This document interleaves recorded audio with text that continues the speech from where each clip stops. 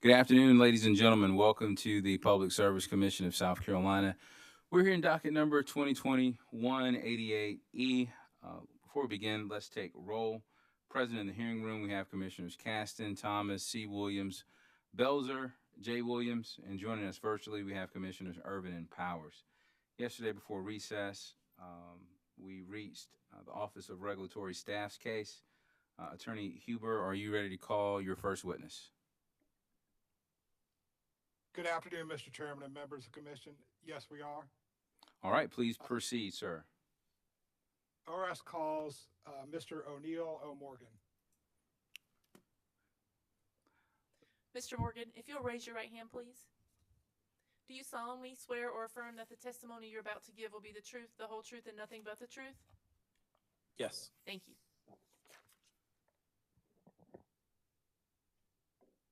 Mr. Morgan, please state your full name and occupation.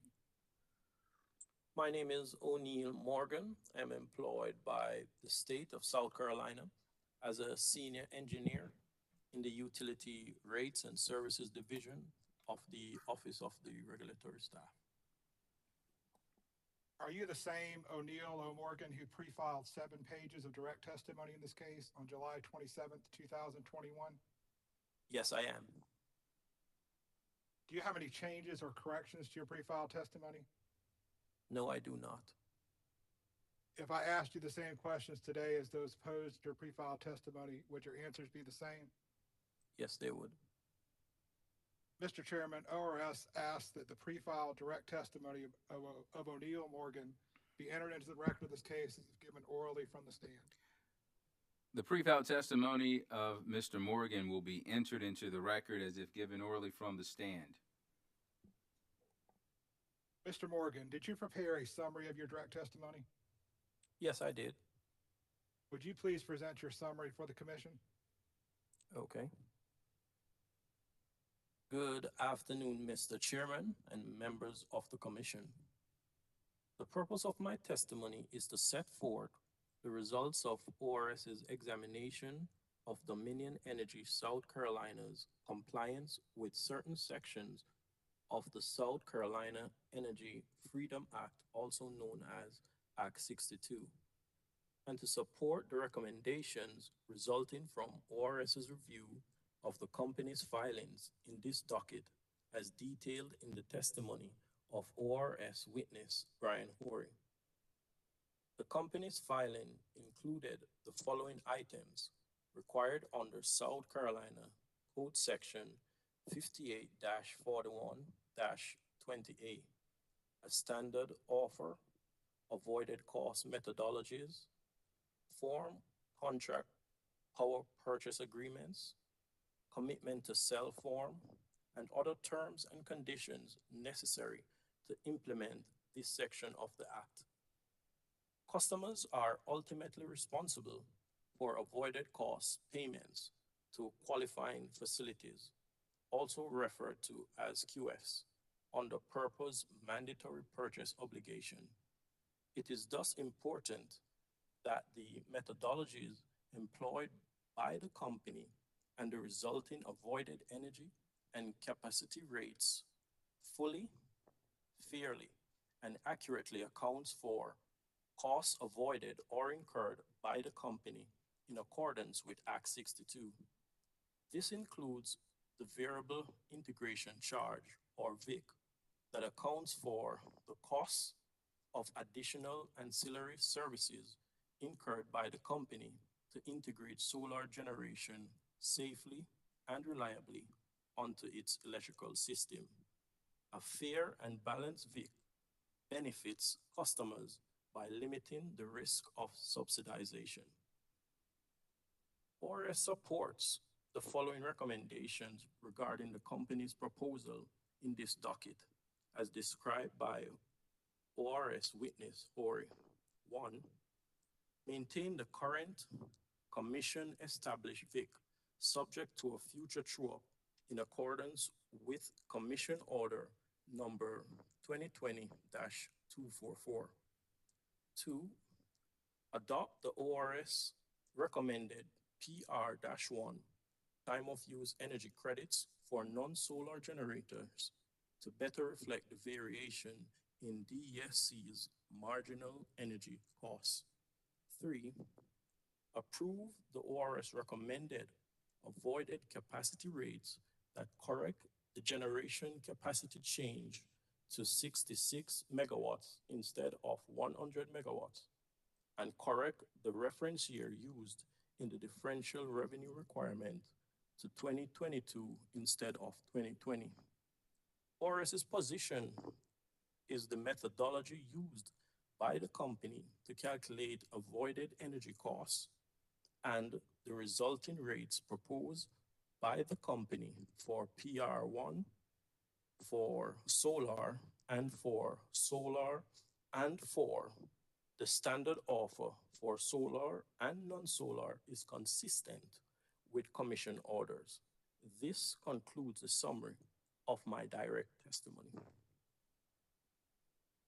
Mr. Chairman, Mr. Morgan is now available for questions from the parties and the commission. All right. Johnson Development Associates. Yes, sir, Mr. Chairman. No questions. Carolinas Clean Energy Business Association. No questions. Pine Gate Renewables. Good afternoon, Mr. Chairman. This is Bland Hallman for Pine Gate. We have no questions for this witness. Thank you. South Carolina Coastal Conservation League, Southern Alliance for Clean Energy. Mr. Chairman, this is Kate Nixon for Sason CCL, and we don't have any questions for Mr. Morgan. South Carolina Department of Consumer Affairs. Good afternoon, Mr. Chairman. Roger Hall for the department. We have no questions. All right. Applicant. Good afternoon, Mr. Chairman. This is Mitchell Willoughby on behalf of Dominion Energy South Carolina. We have just a couple of questions of Mr. Morgan, if I may be permitted to ask those at this time. Please proceed. Thank you very much, Mr. Chairman. Good afternoon, Mr. Morgan. I'm going to pull up a copy of your testimony here, I believe.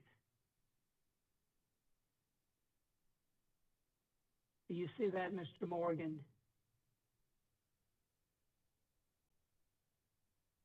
Yes, I'm seeing it clearly. Mm-hmm. Okay, perfect. I just want to cover a couple of points with you. And you make this very clear at the very outset.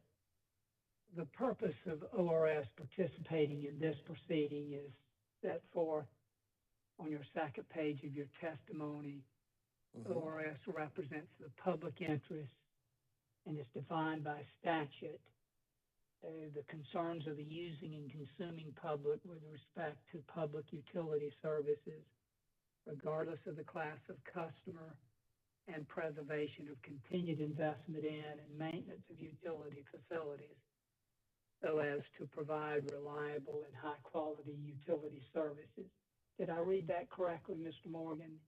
Yes, you did, sir.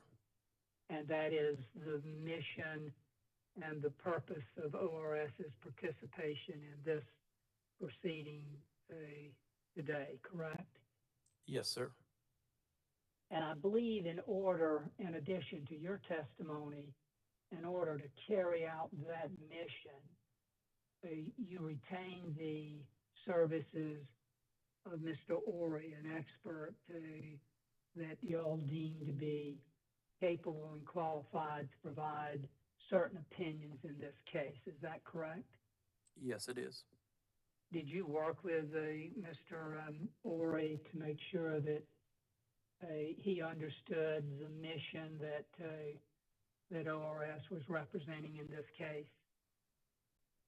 Yes, he is aware of our mission. And just a couple of other points I want to highlight, Mr. Morgan. I'm scrolling through your testimony here. Now, there are a number of things going on in this case. The avoided costs and those rates associated with the avoided costs for standard offer and related for both solar and non-solar, those are one of the issues in this case, correct? Yes, sir. And another one of the issues is the variable integration charge, correct? Yes, sir. And I think you make the statement here that's a statutory mandate that ORS has identified, and that's very clearly set forth in the statute in your testimony on page 5, beginning at line 15 through 17. You make the statement, one of the challenges in setting a fair and balanced VIC is to establish a rate that benefits the company's customers by limiting the risk of subsidization. Did I read that correctly? That's correct. I may have stumbled a little bit on subsidization, but yeah, I think everybody understood what I was saying. And that's an important principle that guides ORS's determination and representation of the public interest, is it not? Yes, it is. And Mr. Ori has made a recommendation in this case to continue the interim VIC subject to true up for the time being on the VIC. Is that correct? That is correct. And there was one other. And if I'm correct, Mr. Morgan, and I refer you to page 5 and the top of page 6 of your testimony. Yes. The real concern, really the only concern that Mr. Ori identified about the VIC study performed by Guidehouse and Mr. David was Mr. David's use of the 4-hour ahead forecasted data as opposed to 1 hour ahead forecasted data. Is that correct? Well, I could not say it's the only concern, but that is one of the major concerns.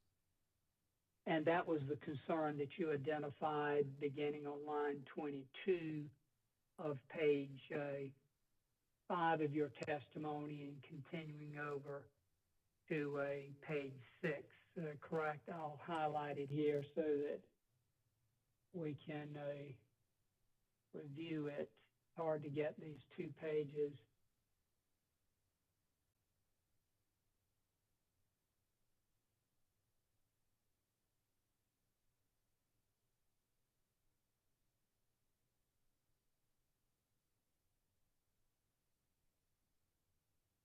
As noted on page 9 of company witness David's direct testimony, the ideal 1 hour ahead advanced schedule data needed to calculate the marginal operating reserve for each solar generation was not available, although the company used the 4-hour ahead schedule data available to calculate the marginal operating reserve requirement. There's still a level of uncertainty of solar generation and the needed level of incremental operating reserves. For this reason, ORS recommends that the VIC be left unchanged. So that was the issue that at least you identified in your testimony, correct? Yes. And that was the issue that, at least given your communications with Mr. Ori, you believe to be the most important issue, driving ORS's decision to make a recommendation that the VIC remain as an interim VIC at 96 cents per megawatt hour, subject to true up. Is that correct? That's correct. That was one of the major issues as identified here in my testimony. Thank you very much, Mr. Morgan. We appreciate your time and your answering my questions this afternoon. Thank you. Those are all my questions, Mr. Chairman. All right. Any questions from commissioners? Commissioner Williams. Thank you, sir. Good afternoon, Mr. Morgan. Good afternoon. I want to talk about the variable integration study and the VIC charge that, but particularly the study that Dominion did in relationship to the integration study that the Commission and ORS are charged with doing through the Energy Freedom Act. Are you aware of both of those? Well, I am aware, but to be honest, Ms. Commissioner, I am not in those discussions. So that's a bit above my pay grade for right now. So I am not sure if I can provide you much information on that. Well, I appreciate your candor. I think we're using this opportunity to learn as much as we can about the relationship between the utility-specific variable integration studies and what we've been charged with to look at the kind of the statewide integration system. Do you have any advice, any knowledge related to the relationship of the specific studies that we've already seen from Dominion and what we ought to do at a statewide level? No, I do not. Okay. That ventures outside of my knowledge base at this time. Okay, I understand that. Do you have any knowledge of what a VIC study would cost and how long it might take to implement? Oh, no. Okay, I appreciate that. I think that ends my questions. Thank you. Thank you. Commissioner Caston. Chairman Williams, thank you. Mr. Morgan, can you hear me okay? Good afternoon. I can hear you. Good. I think I understood you in response to Commissioner Williams' questions that was above your pay grade and you really couldn't answer anything relative to a VIC study or how much it would cost, when it could be done, or is that correct? Yes, that's correct. Would you be able to move it up the food chain high enough to determine who could do that and if we could get that information? Sorry, Well- Commissioner Caston, I apologize. This is Chris Huber for RS. I respectfully would like to interject just for a moment. I just want to say that the executive director she has authorized me to state that she's aware of the provision in Act 62 that authorizes the commission and ORS to initiate an integration study. And there are two administrative dockets that have been set up, one specifically for Dominion related to this issue. And ORS is certainly glad to communicate through those dockets. I think one concern is that those dockets are out there, and to make sure that the parties who have an interest in those dockets are aware of what's going on, and are able to provide input in the process in those dockets. Attorney Huber, Yes, Mr. Chairman. do you have an objection? I do not.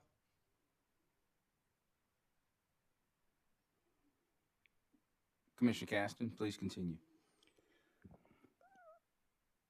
Okay, thank you. Well, I'm still not sure that actually answers my question.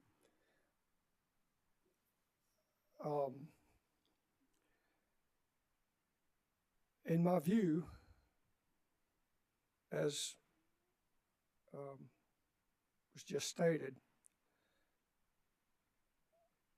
the Public Service Commission and ORS have the authority and mandate to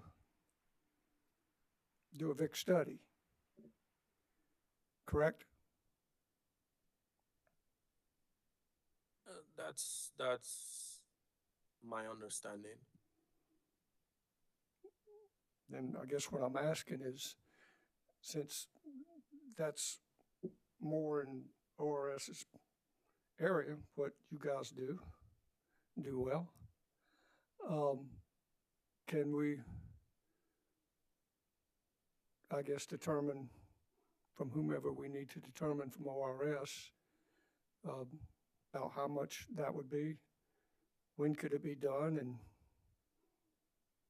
when could we start? Well, again, Mr. Commissioner, I am willing to forward your questions to our executive director, and we will look into, I guess, reference the other dockets that was just mentioned by lawyer. I understand, but what my concern is we keep kicking the can down the road. I don't see how that benefits the consuming public or the consumer or anyone. If there is a true-up, we don't know what it is, and kicking the can down the road is not going to ameliorate that. It's not going to make it any better. It's not going to help us. It's not going to help the customer, not going to help the consuming public. I believe it is incumbent on us, the Public Service Commission and ORS, to resolve this issue in an expeditious manner. Do you agree? I agree. I understand your concerns, and again, I am very happy to pass these questions up the chain. Thank you very much. Chairman Williams. Commissioner Williams. Thank you, sir. Mr. Morgan, I just want to add to that, and you might have read into my questions, that I am trying to also parse out the difference between the statewide integration study that was mandated in the Energy Freedom Act versus the variable integration charge study that Dominion has done. And I recall asking some questions of a previous witness, I think a Dominion witness, who only had the focus of Dominion in mind, and that the scope of the statewide study still needed to be determined. So I just want the scope of what this statewide study is and its relationship to any utility-specific variable integration charges is of primary interest, and I just wanted to add that to what Commissioner Caston had already asked you to pass on. Okay. Any reactions to that addition? I'm taking notes, and I will definitely pass those questions on. Thank you very much. No further questions.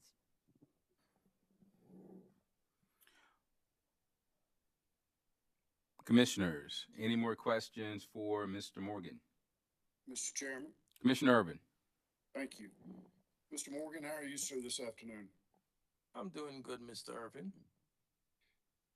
I'd be interested in knowing what your opinion is about whether or not it's in the public interest to continue with this interim voided cost charge. Could you address that for us? What are do you have any concerns about continuing on with the interim charge subject to true up? And if so, for how long does ORS think that's appropriate? Well, at this point, during my review, I really focused on how the commission orders are complied with, and regarding the VIC, we think until there is a study, we should continue to comply with the commission order in allowing this true up of the VIC.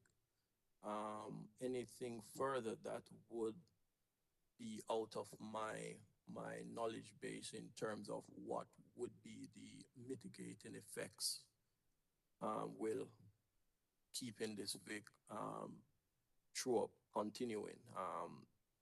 After the study that we are talking about, then I believe everyone will have all their answers to those questions. Do you, do you have a copy of the commission's 2019 order, which held that a study should be conducted on the VIC as it relates to the docket on avoided cost? Have you read that order? I have read that order.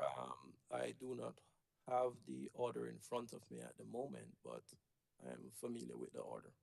So you are aware that we asked 2 years ago to get the study underway. Is that true? Yes, but regarding any further discussions, as I stated before, I'm out of those discussions, so I could not provide any information as to where we are at this time. Who at the Office of Regulatory Staff could give the commission an update on the status of the planning and execution for that study? Again, I would have to lean to our executive director, Nanette Edwards. Thank you. Okay. All right. If there are no more questions for Mr. Morgan, Attorney Huber, do you have any redirect? No, Mr. Chairman, I do not. Thank you. All right. Mr. Morgan, you may step down from the witness stand. You are excused, sir. Thank you. Attorney Huber, please call your next witness, sir. Thank you, Mr. Chairman. ORS calls Brian Ori. Mr. Horry, if you would please take the witness stand and pause to be sworn in by our court reporter. If you'll raise your right hand, please. Do you solemnly swear or affirm that the testimony you're about to give will be the truth, the whole truth, and nothing but the truth? I do. Thank you. Mr. Horry, please state your name, occupation, and business address. My name is Brian Horry. I'm a senior partner at Energy and Environmental Economics, Inc. And my business address is 44 Montgomery Street, San Francisco, California. And what is the purpose of your testimony here today? I've been retained by ORS to assist in reviewing the avoided cost methodology, calculations, and avoided cost-based tariffs proposed by DESC. And are you the same Brian Ori who pre-filed 28 pages of direct testimony with the Commission on July 27th, 2021? Yes. Do you have any changes, edits, or corrections to your pre-filed direct testimony? Yes, I have two changes. On page 15 of my testimony, on line 8, the value 7% should be changed to 9%. And then similarly on page 17, on line 14, the value 7% should be also changed to 9%. And are these changes reflected in your revised direct testimony pre-filed with the Commission on August 23rd, 2021? Yes, they are. ORS asked that the pre-filed direct testimony of Mr. Ori be read into the record that's given orally from the stand. The pre-filed direct testimony of Mr. Horry will be entered into the record as if given orally from the stand.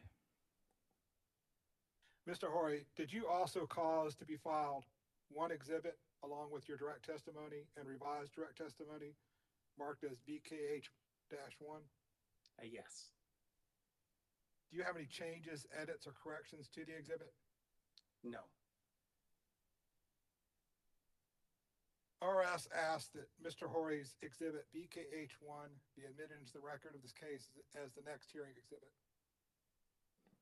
Mr. Horry's exhibit BKS1 will be marked and entered into the record as hearing exhibit 12. And I apologize, Mr. Chairman, just to back up a moment. It's the pre-filed revised direct of Mr. Horry that we would like read into the record if that was not clear previously. The pre-filed revised direct of Mr. Yes, Mr. Chairman. Brian Horry will be entered into the record as if given orally from the stand. Mr. Horry, did you cause to be filed 7 pages of rebuttal testimony on August 16th, 2021? Yes. Do you have any changes, edits, or corrections to your rebuttal testimony? And no. ORS asked that the pre-filed rebuttal testimony of Mr. Horry be read into the record as if given orally from the stand. The pre-filed rebuttal testimony of Mr. Brian Horry will be entered into the record as if given orally from the stand. Thank you, Mr. Chairman. Mr. Horry, did you prepare a summary of your pre-filed testimony? Yes. Would you please share your summary with the commission? Good afternoon, Mr. Chairman and members of the commission. In my engagement in this docket for ORS, I reviewed the methodologies and calculations of the avoided cost components used for the avoided cost-based tariffs. These avoided cost components are of 3 types. 1, energy avoided costs. 2, generation capacity avoided costs. And 3, solar variable integration costs. For energy avoided costs, I find that the PR1 time of use or TOU periods used for non-solar generators should be revised to better align with the underlying hourly costs. DESC indicates in its rebuttal testimony that it does not oppose this change. I also recommend that DESC's single energy credit for solar generators should be adopted in order to avoid the overcompensation error that could arise from the use of TOU average rates. For generation capacity avoided costs, I recommend 2 corrections to DESC calculations. The first is to use 2022 as the base year for the calculations, which DESC accepts in their rebuttal testimony. The second correction is to use 66 megawatts, the size of the new CT used by DESC, for the generation capacity change case. DESC currently uses 100 megawatts for their capacity change case increment, and this mismatch of the CT size and the capacity change case causes distortions in the avoided capacity cost estimate. DESC opposes this correction despite the commission previously directing DESC to match the chain case increment and the CT size in order number 2019-847. DESC witness Neely in rebuttal testimony provides 3 reasons for their using 100 megawatts for the change case, while their Mr. Chairman, I believe we just lost Mr. Horry. Roger that. Let's just give him a second to see if he comes back online.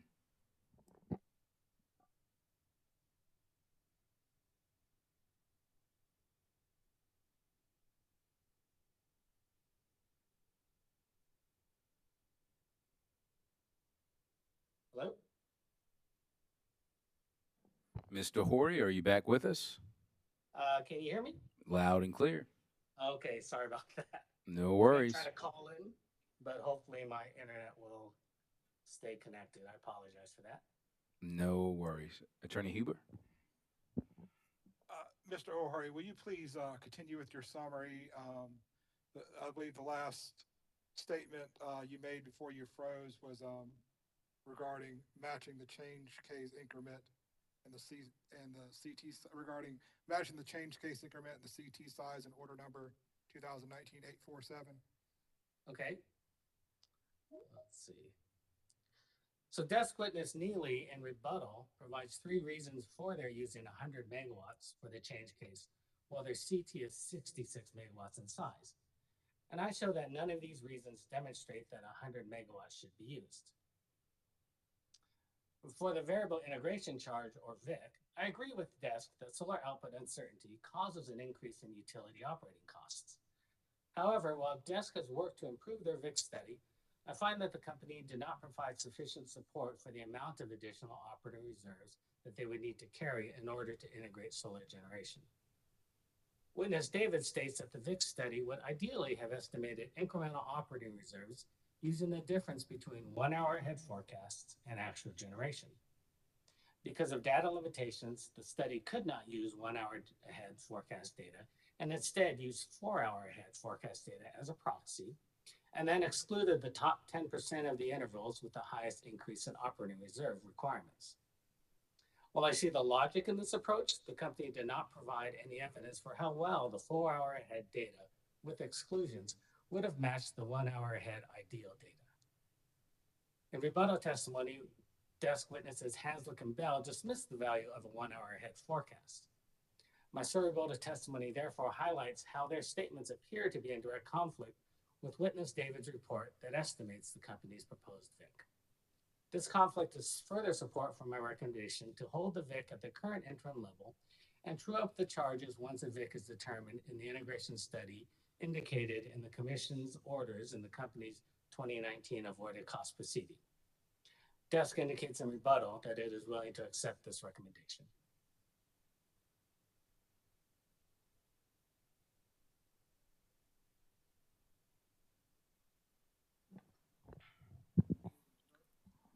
All right.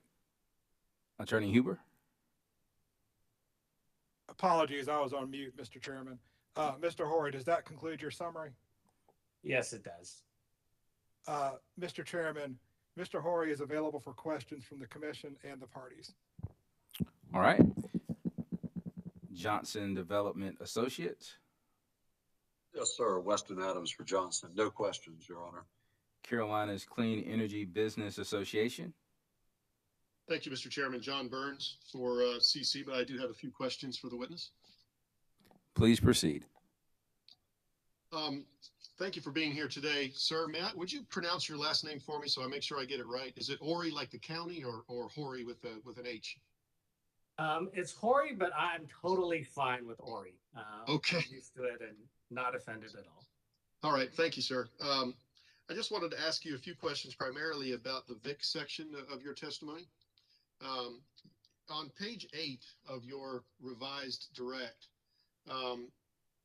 you state, and let me make sure I say it properly. And I think you said in your summary here that through my review of the company's calculation methodology, I find that Guidehouse has not justified their forecast of incremental operating reserves needed to accommodate solar forecast uncertainty. Is that correct? That's correct. And you recommend that an interim VIC be adopted and trued up after a future integration study. Is that right?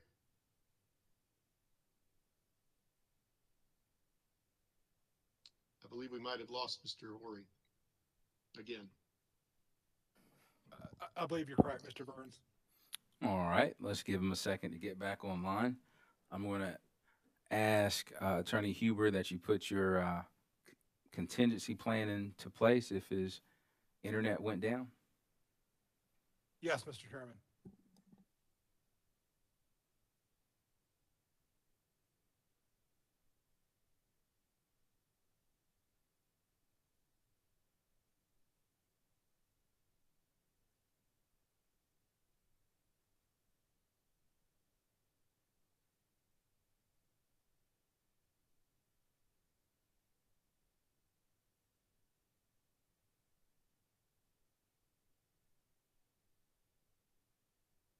Mr. Chairman, we're going to try to call Mr. Horry to see if we can figure out the issue he's having.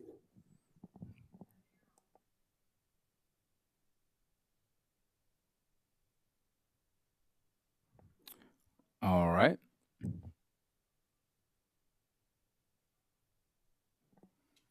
Mr. Horry. Yes, I again apologize for that. I'm switching to my phone to try to eliminate those problems. And unfortunately, I think I lost communication about a minute ago. So I'm afraid, Mr. Burns, if you could re-ask your question.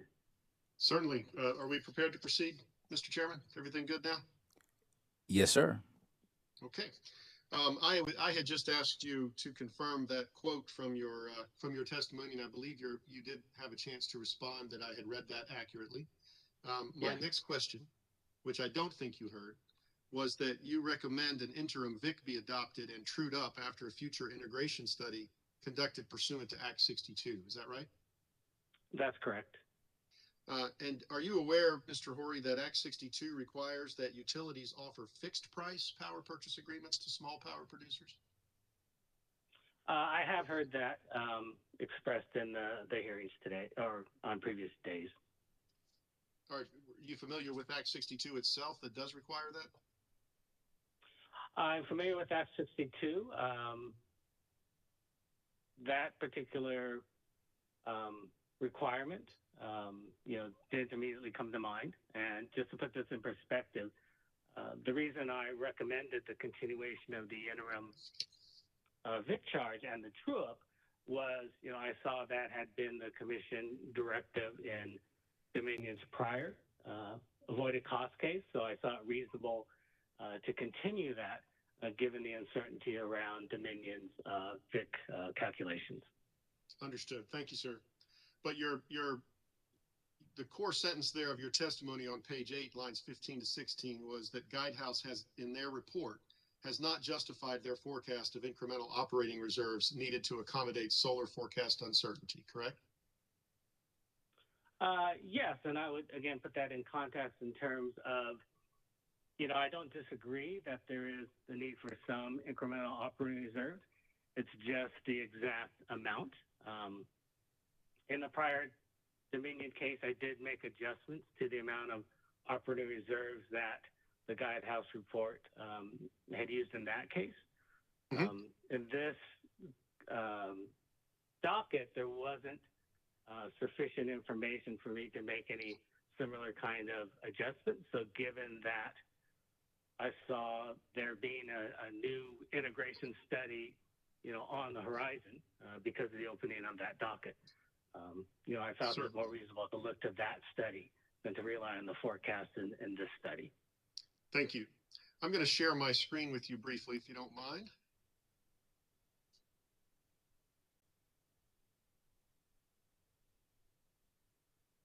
Can you see that's the sentence that we were just talking about from your revised direct testimony from lines 15 to 17. Can you see that clearly? Yes, I can. Okay. Mr. Chairman, is that clear to you and to the rest of the commissioners? Yes, sir. Okay, thank you. Further on in your testimony, sir, you say that Guidehouse's proposed VIC on page 8, actually earlier, page 8, line 9, you state that the proposed VIC by Guidehouse should not be adopted at this time. Is that right? I'm afraid I have the wrong. Should the company's proposed VIC charges be adopted, you're asked, and you state no, not at this time, correct? That's correct. Okay, thank you. At the conceptual level, you find that the overall concepts of the calculation methodology used in the Guidehouse variable integration study you find those to be reasonable. Is that right?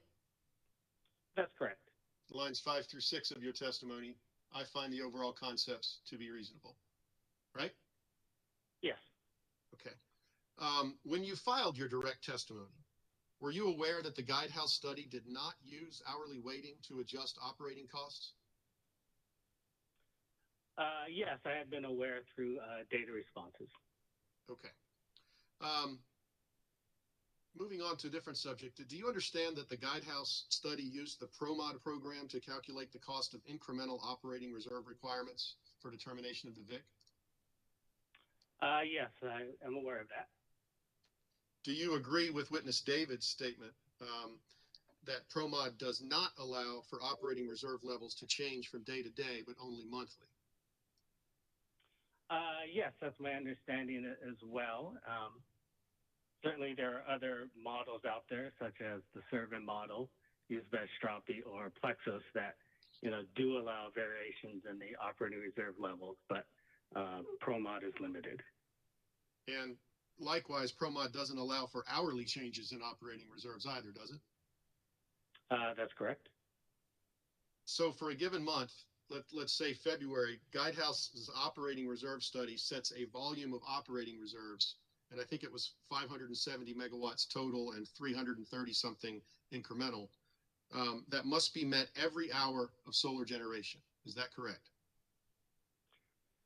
That's correct.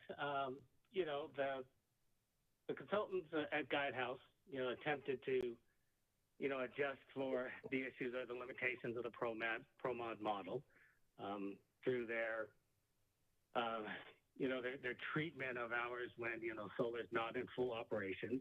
There are questions about when solar is at levels, lower than the maximum, how to best adjust those. And, there's certainly questions about the results given that, basically ProMod just isn't the best tool to do the VIC analysis.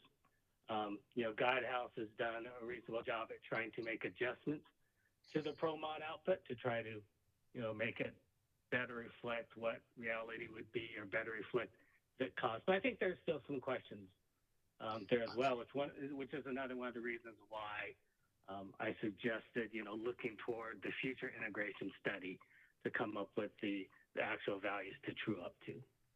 Okay. I appreciate that answer, and thank you. I just wanted to clarify a couple of things. As I said, the Guidehouse using ProMod states that there's a volume of operating reserves, and then it expects that to be met across every hour of solar production on the model. Is that right? In that month? That's my understanding. Okay.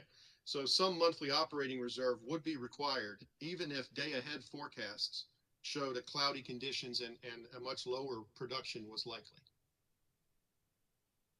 I believe that's the case, yes. And the same reserve for each daylight operating hour in that month, right? So even in early morning hours or late afternoon hours, when everyone in this case has admitted that solar's production is going to be predictably lower, the Guidehouse study using ProMod would expect there to be a certain level of operating reserves as previously determined on a monthly basis. Is that right? Yes, that's my understanding. And the cost for carrying those reserves, as I understand it, is the basis for Guidehouse and Dominion's proposed VIC. Well, the cost of carrying reserves, there is a question of whether higher reserve requirements in those hours would actually increase costs, because you could just have resource availability, given the dispatch routine. So there could be higher operating reserves in some of those hours and not incur higher costs, especially in those, some of those shoulder hours. Okay. I think, Guidehouse did attempt to address that through their weighting by solar output. But not by hour. They didn't weight by hourly. According to Mr. David's testimony. Okay. Right. And you understand that Witness Burgess did not use a monthly average, but based his recommendation on an hourly analysis. Is that right? It's been a while since I've looked at Mr. Burgess' testimony, but I'll accept that. Okay. And Mr. Hanslick, a Dominion witness, testified that there is as he described it, a more accurate, more timely forecast available to Dominion that they use in adjusting in the control room. Did you hear that testimony? Yes, I did. In your SIR rebuttal, you take issue with both Witness Bell and Witness Hanslick's assertions that a 1 hour forecast would have minimal impact on the VIC, correct? And we can look at that testimony if you'd like. I'm sorry, I talked over you. Go ahead. I'm saying that's correct. There's no need to pull up my testimony. Okay, great. This is difficult. I appreciate you working with me. It's not always easy on this remote to know when somebody's done talking and when somebody isn't. So if you need to finish an answer, please let me know, okay? I don't mean to talk over you. Okay. You point out that Witness Bell's statement that 1 hour ahead forecasts would, quote, have a minimal impact on the desk system. You state that that seems to contradict the Guidehouse study used to calculate the VIC. Is that right? That's correct.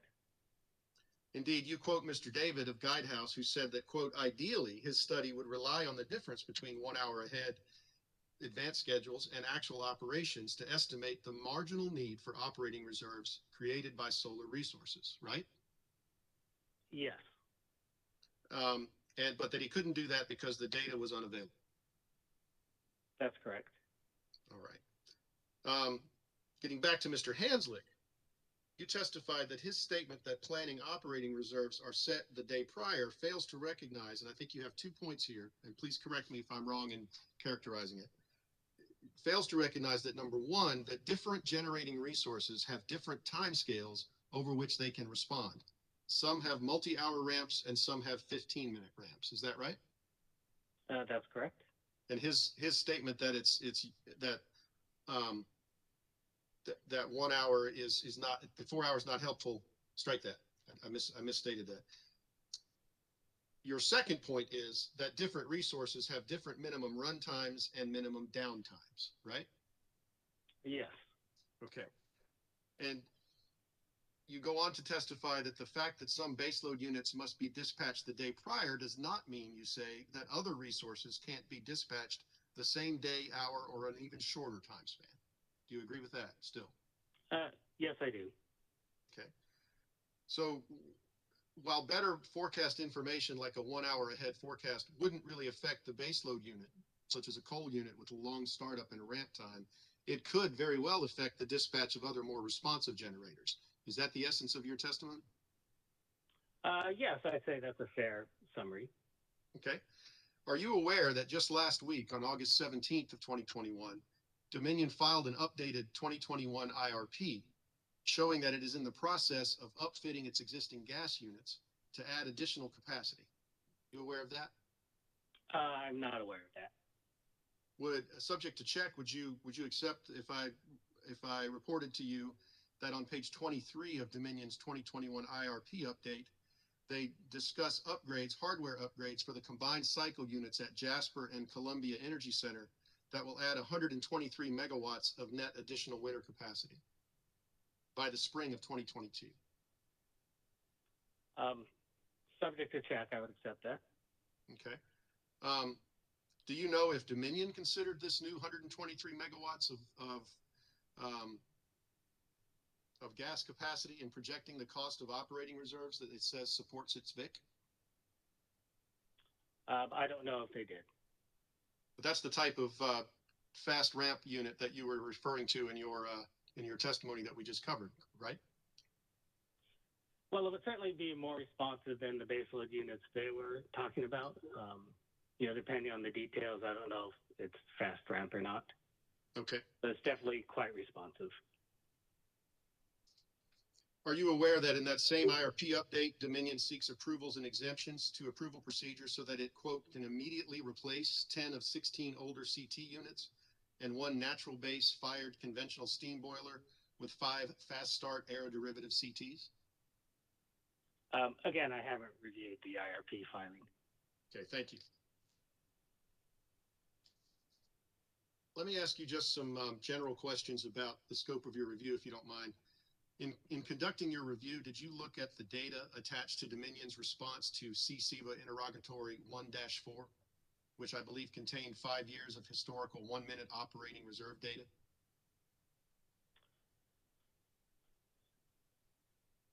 Sorry, let me just check my. That was a big leap, so take your time. Okay.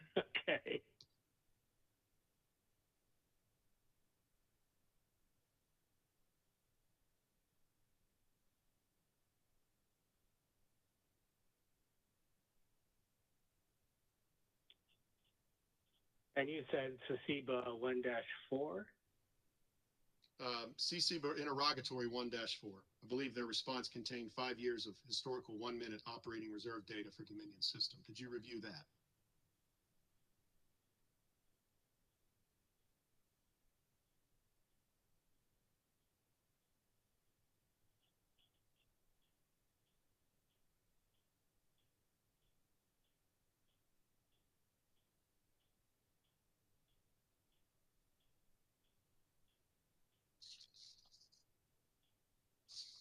I don't see that I wrote any notes on that particular interrogatory, so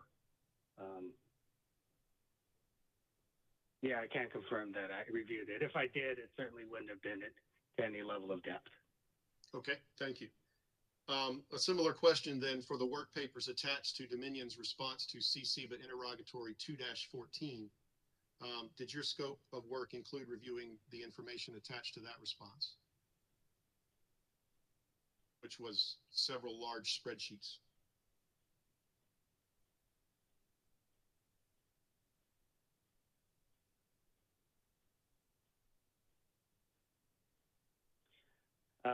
No, I don't see notes in that, and I believe my approach at that point would have been, since I believe the interim value should be maintained and that we should wait for a new integration study, I wouldn't have spent much additional time looking at the data responses in that area, or looking at trying to calculate a different VIC charge. Okay. And based on that answer, Mr. Horry, is it fair to say that you would have given the same level of review to the VIC calculation workbooks that were provided in response to ORS request 1-4?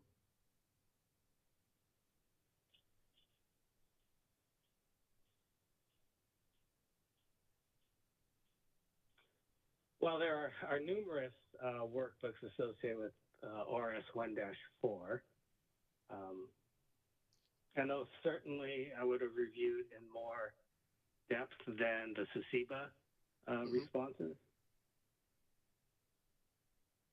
Okay. I think there were two different types of workbooks. One was the VIC calculation workbook, and the other is the flexibility reserves requirement workbooks. Those were both provided in response to ORS request 1-4. So you did review and analyze those two sets of workbooks?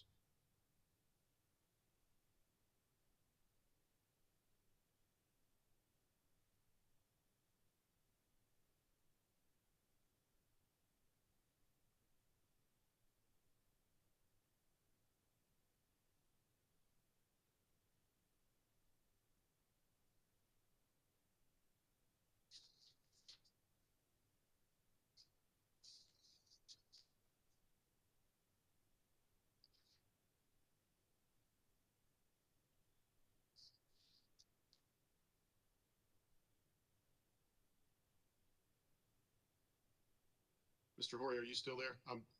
Yeah, Yes, I'm still okay. looking through my notes. I'm sorry, there are a lot of workbooks. That's I okay. just want to give an accurate answer. Yeah, for those, I don't see notes or commentary on those. So I think it would have been a matter of opening the spreadsheets, or looking at the content and deciding whether it was applicable to the other issues that I was raising in the testimony. So I wouldn't have gone into a lot of detail on those. Thank you very much, sir. I have no further questions at this time, Mr. Chairman. Thank you, Mr. Horry.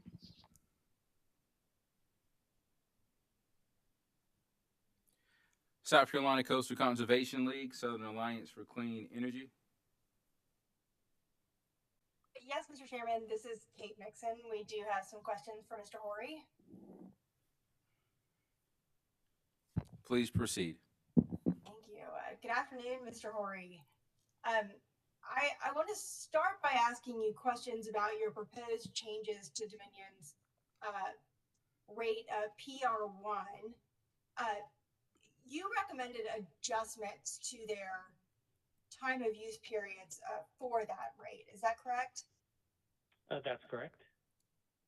And specifically, you recommend that the company shift the summer hours of 11 a.m. to 2 p.m. From being on peak hours to off peak. Is that correct? Yes, that's correct.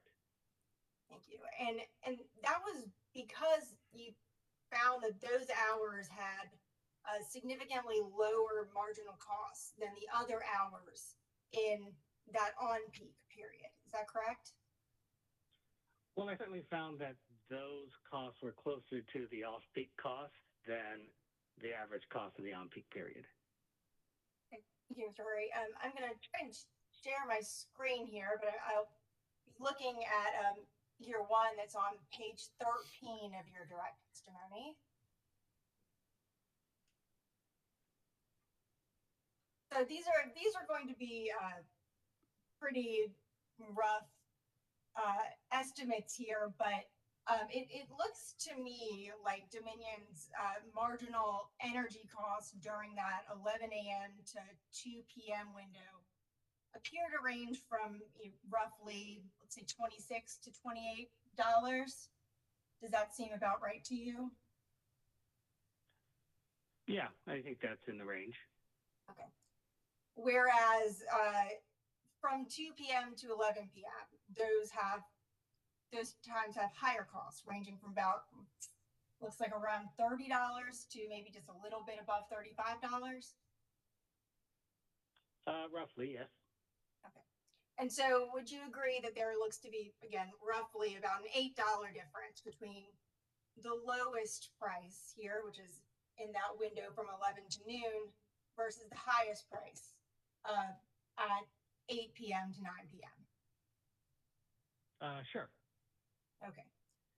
So I want to scroll down now to footnote 3 on page 14 of your direct testimony. Could you please read the highlighted text there? Let me know if I need to make this larger. No, I can read that. That's fine.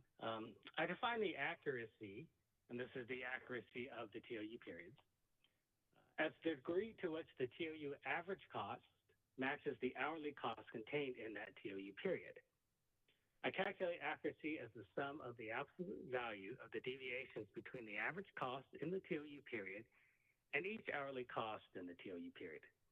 In this way, positive and negative deviations are valued equally. The smaller the total absolute value deviations over all hours of the year, the more accurate the average costs in the TOU periods. Moving the 3 hours of 11 a.m. to 2 p.m. provided the largest reduction in deviations among the myriad of 4 TOU period variations that I tested. Okay, thank you, Mr. Horry. So you would agree, would you not, that prices within pricing periods should be similar to each other? Well, that is certainly one of the goals of rate design. Certainly, it isn't necessarily the only goal. It's often said that rate design is just as much art as science, and there are a lot of times you want to have TOU periods with an emphasis on understandability, or have periods that would just make sense to a customer, in terms of the blocks of time. There may be issues about how many hours you want to have in a TOU period. If it's too narrow the TOU period, oftentimes that's not something that a customer can respond to. So there are other matters that come into TOU period setting, but certainly this deviation is one of the factors you should look at. Okay, and so I guess pricing periods, accuracy is one factor, practicality maybe another. Sure. But the methodology that you describe here in footnote 3, you'd agree that that's one objective way of calculating how similar that the prices within a given pricing period are. Yes, I would agree with that. Okay, and just for clarity, is the methodology that you describe here, is that different than calculating a standard deviation or the same? It's different in that the standard deviation method would square the differences and then take the square root of the sum of all the squared differences. And so, it's a similar concept, but it places more emphasis on outliers, on the larger deviations. One can be used or the other can be used. I just felt that for this pricing application, just a simple sort of absolute value of the deviations rather than looking at the root mean square error made more sense. Okay, but you'd agree that both of these are calculations that are designed to determine kind of the extent of deviation within a particular group. Yes, again, just with the difference of the root mean square error, the standard deviation method would place more emphasis on those outliers. Okay.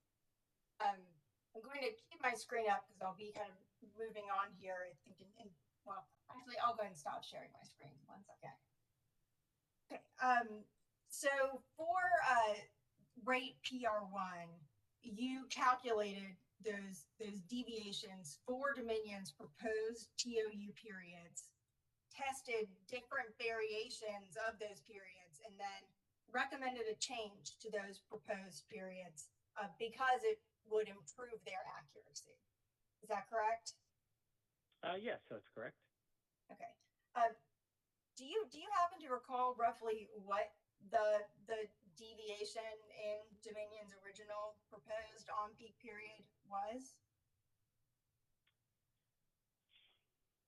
I think the improvement was about a 3.6% improvement or 3.8, somewhere in that range.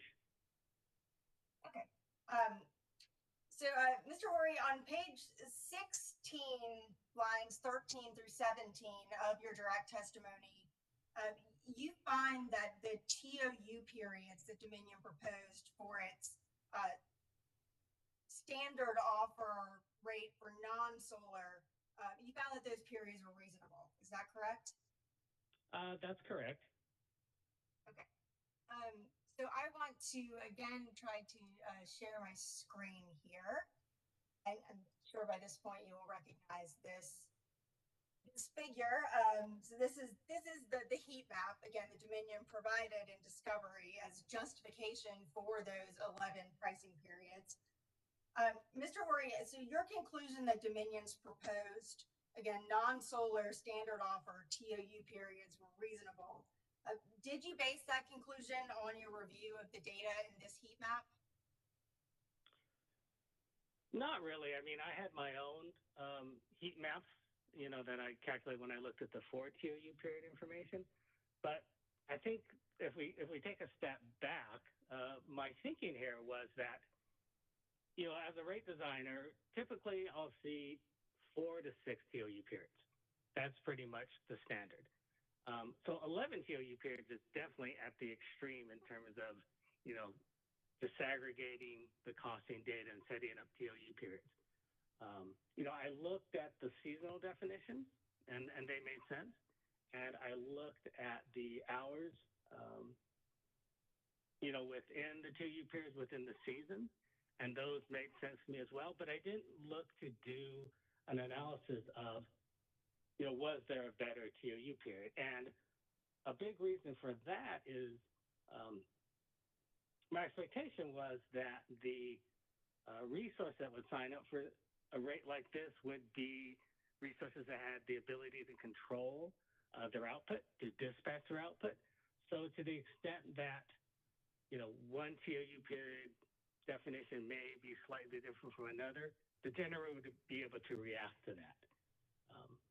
The reason I spent so much time on the PR1 TOU rate for solar resources is solar resources, can't react to the prices. They can't, change the time of their dispatch.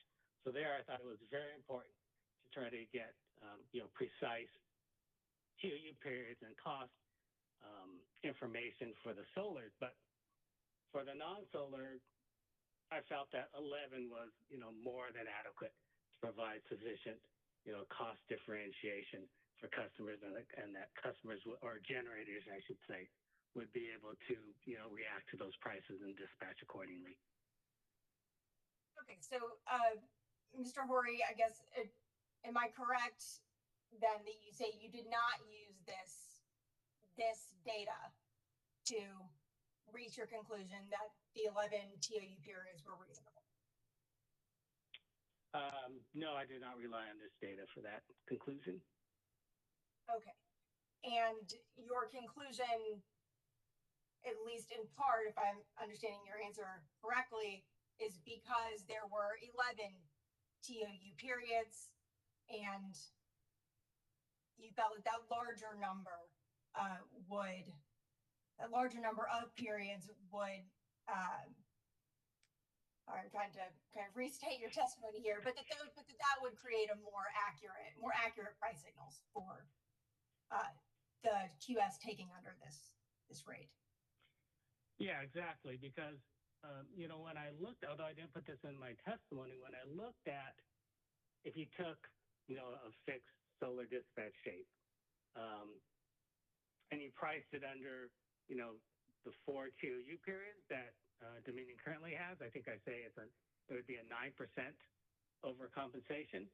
If you took that same solar and priced it using the 11 TOU shapes, it's only like a 2% overcompensation. So having those 11 TOU periods actually does provide much better pricing signals than a 4 TOU period rate. Okay, thank you, Mr. Horry. So I'm going to, I guess, move. So I want to go to page 11 on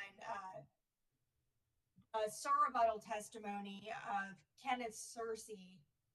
Were you able to review, or have you reviewed that testimony? I did read it.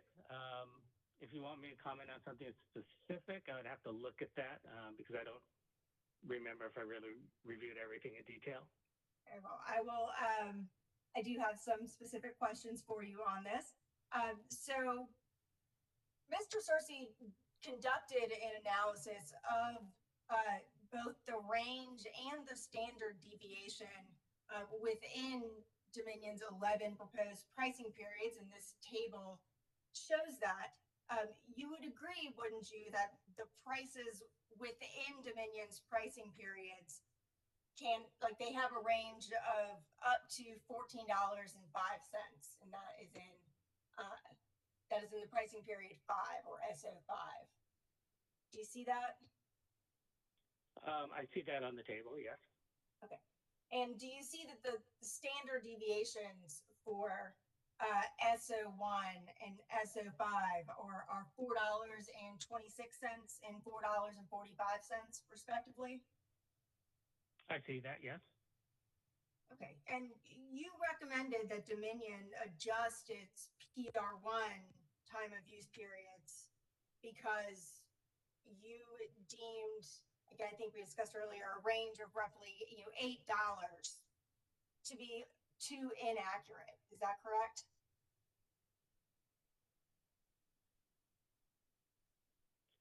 Well, I wouldn't say I looked at the absolute level. I just felt that since that rate was going to be applied to solar generators, it was important to make those TOU prices as accurate as possible. And also given the fact that there were only 4 of them, 4 TOU periods, I felt it was worth taking a closer look at. But I didn't have a specific dollar per megawatt hour threshold in my mind when I was looking at making improvements to the TOU periods. Okay, so Mr. Horry, did you conduct any quantitative analysis of the accuracy of the 11 pricing periods in the standard offer non-solar rate using the same definition of accuracy that you used for rate PR1? I mean, I have spreadsheets that do that same calculation for the 11 TOU rates, but I didn't feel it was necessary to propose alternate TOU rates to those 11 TOU periods, or alternate TOU periods to those 11. That's not saying that one can't, create other periods that may be more accurate. I just didn't see the need for alternate periods, given that there were 11 and they're generally following the underlying costs. Okay, so Mr. Horry, just so to be clear, are you saying that you did conduct that quantitative analysis, but determined that there was no need for any additional changes? Well, I'm saying that I calculate those numbers just because in setting up spreadsheets, that is one of the numbers that comes out, but I didn't undertake a review of alternate TOU periods for the 11 TOUs. Okay, so you would agree, would you not, that it is also important for the time of use periods to have similar prices for this non-solar standard offer, right?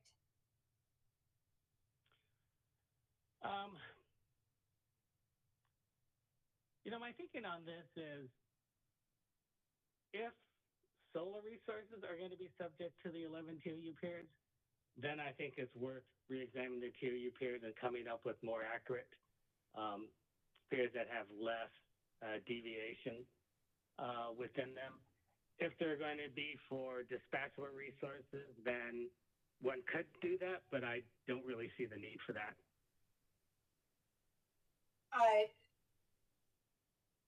But So you would agree, would you not, that Dominion could have grouped those hours and months into different pricing periods? Yeah, they certainly could have. I'm just saying that, you know, you could do something better, but what they have done, I believe, is reasonable. You know, at some point you need to just, you know, stop with your design. And I feel like what they have is reasonable, unless it's going to be applied to solar resources, in which case I think they should be re-examined and fine-tuned to see if you can reduce those standard deviations, for example. Okay, but Mr. Horry, if the periods were designed in a way that did reduce those deviations, that would result in more accurate pricing during those periods, would it not? Certainly, but again, it's sort of a, you know, it's a continuum. If you really want to be as precise as possible, you would do, you know, 8,760. So, you know, I agree with the point that you can make well, you can probably make 11 more accurate TOU periods, but it's my testimony that it's not necessary to do that. What they have is reasonable. Okay, thank you, Mr. Horry. So on page 4 of your direct testimony, you state that Dominion's filings were reasonably transparent for your independent review. Other than the heat map that Dominion provided, Dominion did not provide any other information to ORS about how it grouped hours and months into those 11 pricing periods, did it?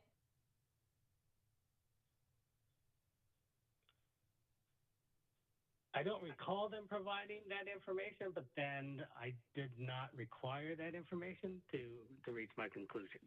So I guess it should be put in context in terms of the transparency and the adequacy of information provided was sufficient for my recommendations and the analyses that I did.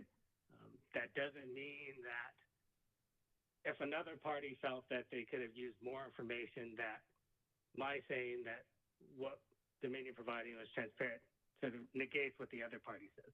I'm just saying it was transparent and sufficient for the analyses and conclusions and recommendations that I made.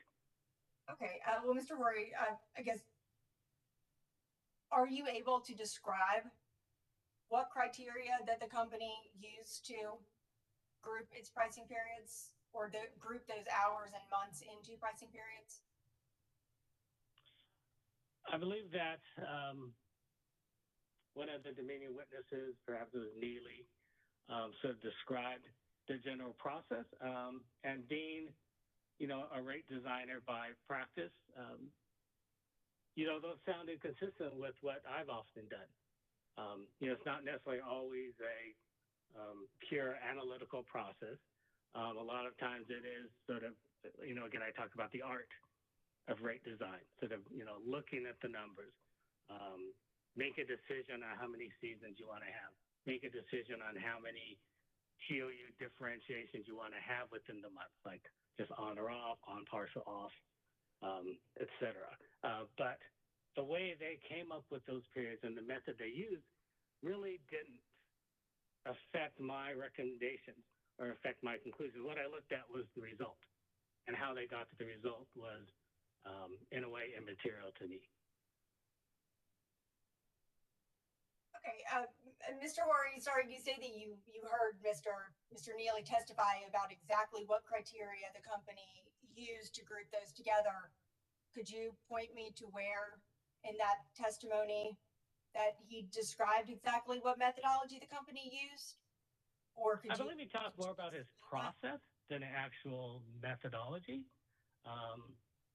But again, since I didn't rely on or need to review any methodology that they would have used, you know, it didn't really affect my recommendations or conclusions.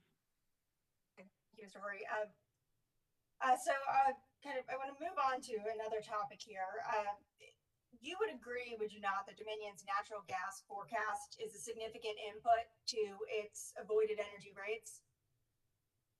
Yes, I would agree. But you did not examine the input assumptions that Dominion used to calculate its avoided energy costs, did you? I had analysts look at that, but what I focused on more was the reasonableness of the numbers that Dominion was getting compared to the prior case. And, for that, we looked at things such as the EIA forecast and how perception of natural gas prices in the future compare now to, what the forecasts were back in the 2019 timeframe. Okay, Mr. Horry, I'm going to share my screen again. Just give me 1 second here.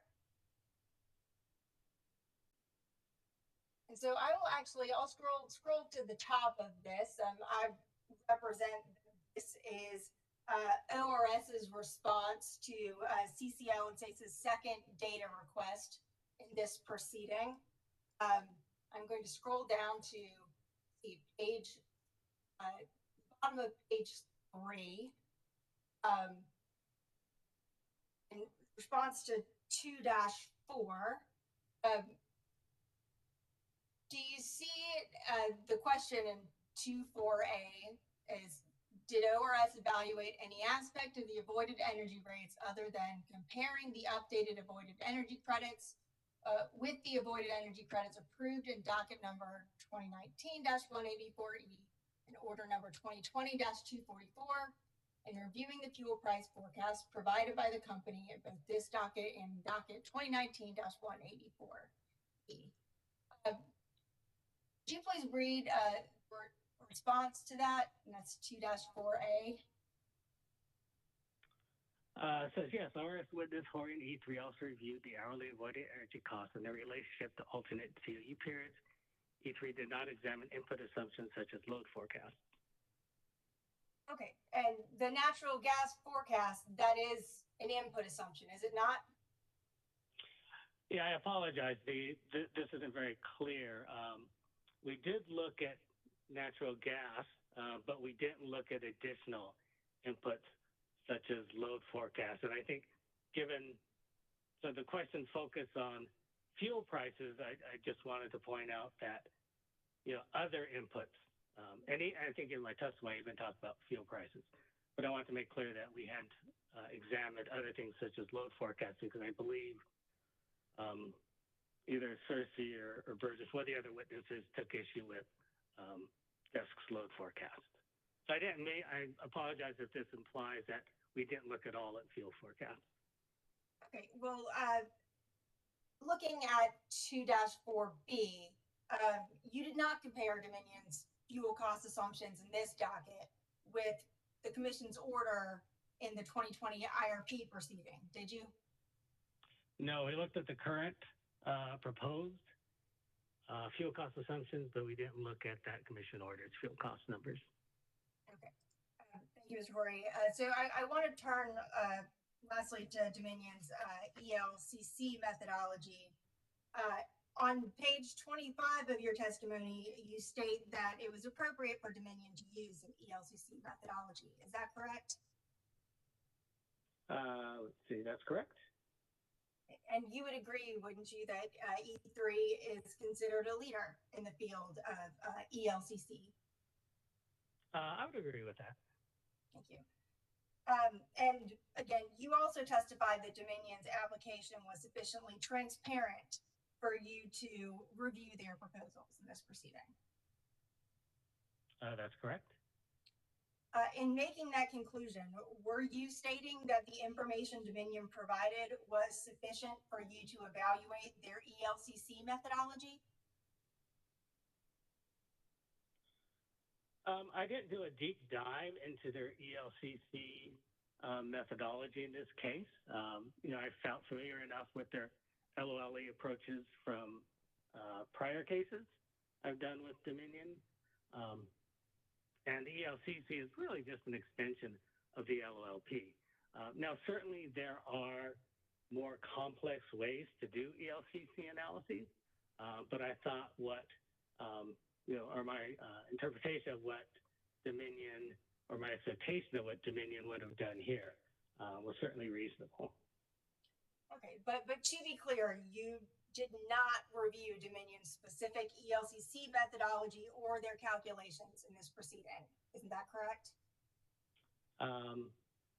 Well, I reviewed their method in terms of their approach and how they do the change case and, alter the resource levels to maintain the same loss of load probability, but I didn't look at, their specific models or any of their detailed output.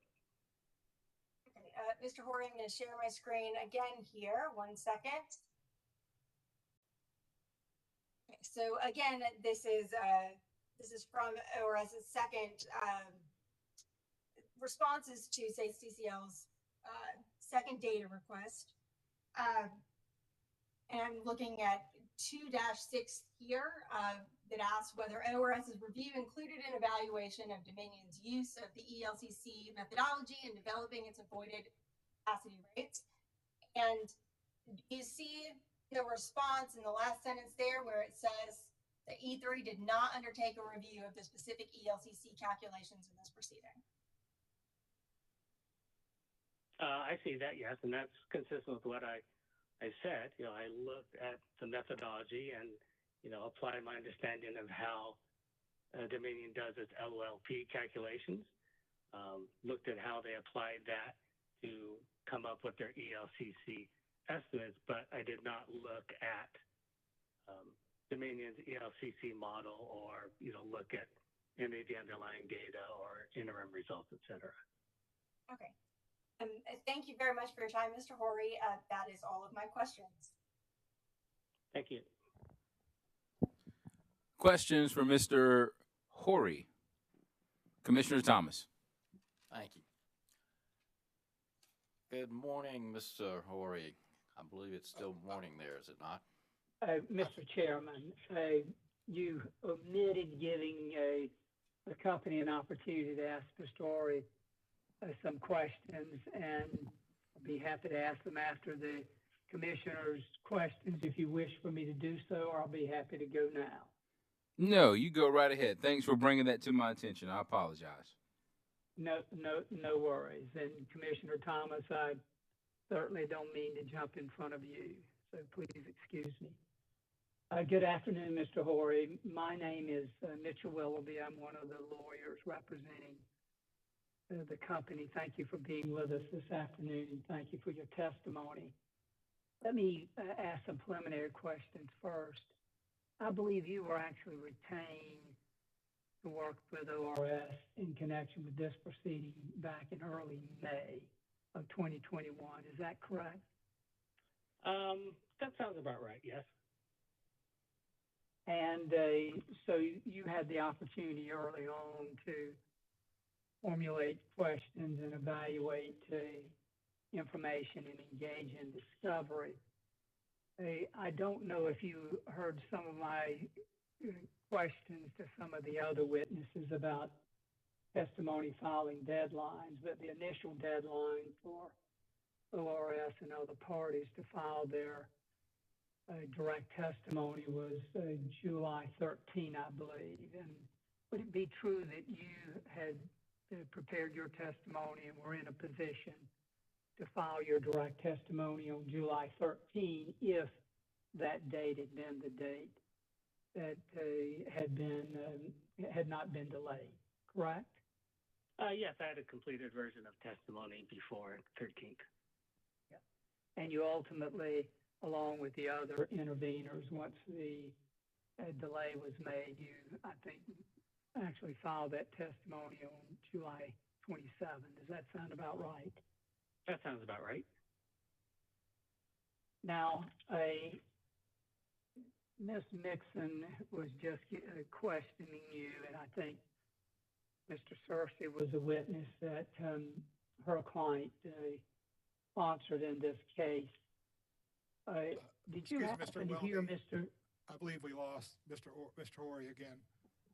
I can still hear you. I understand my video is probably down right now, but I can continue if the commission sees fit.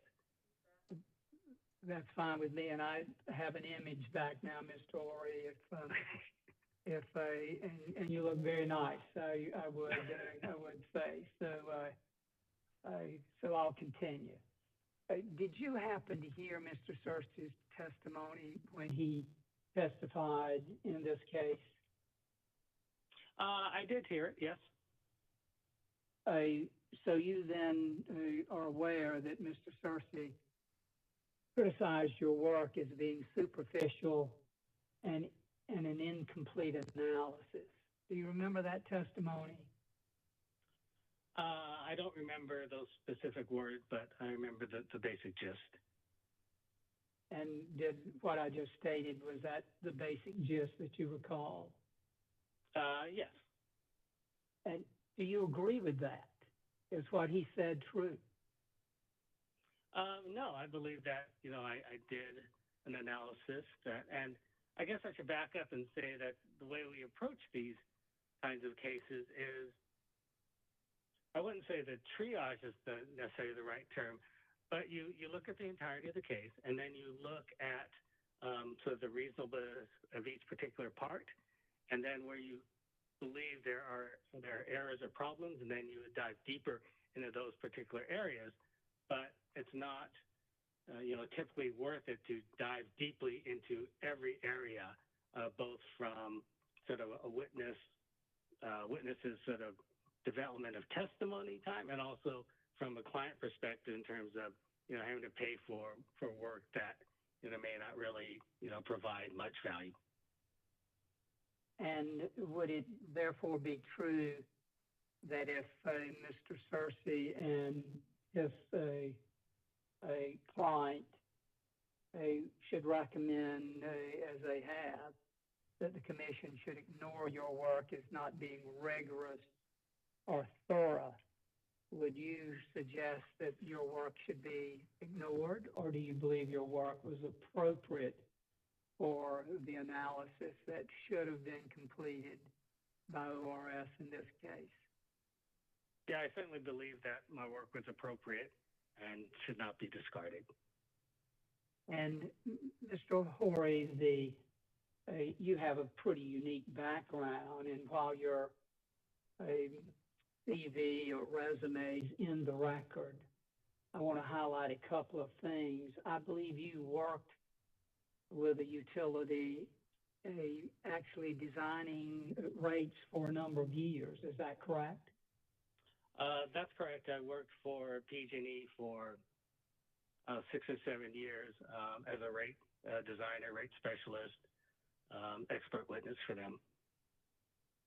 And I believe you have actually participated on behalf of some commissions in terms of developing rates and analyzing rates and rate design. Is that correct? That's correct.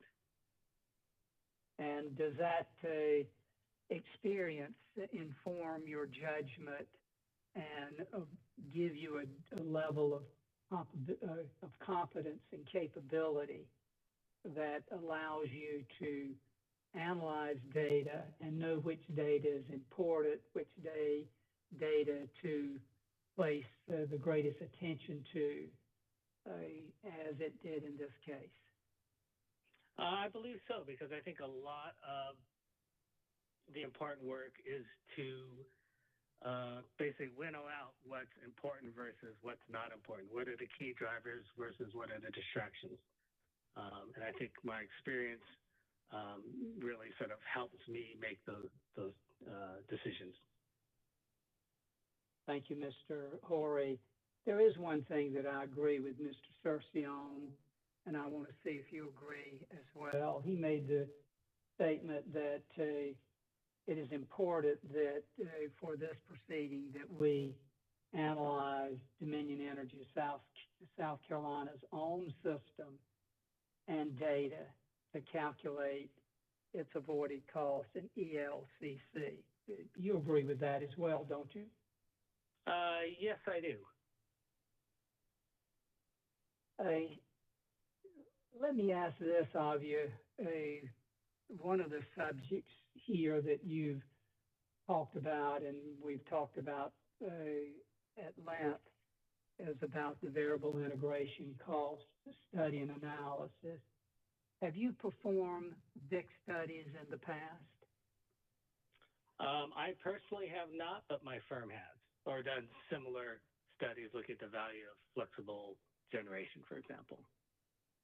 Do you think that you might be, or your firm might be employed by ORS to engage in looking at the VIC analysis, the VIC study that may be implemented on a statewide basis? Do you know whether you might be in line to be involved with that analysis?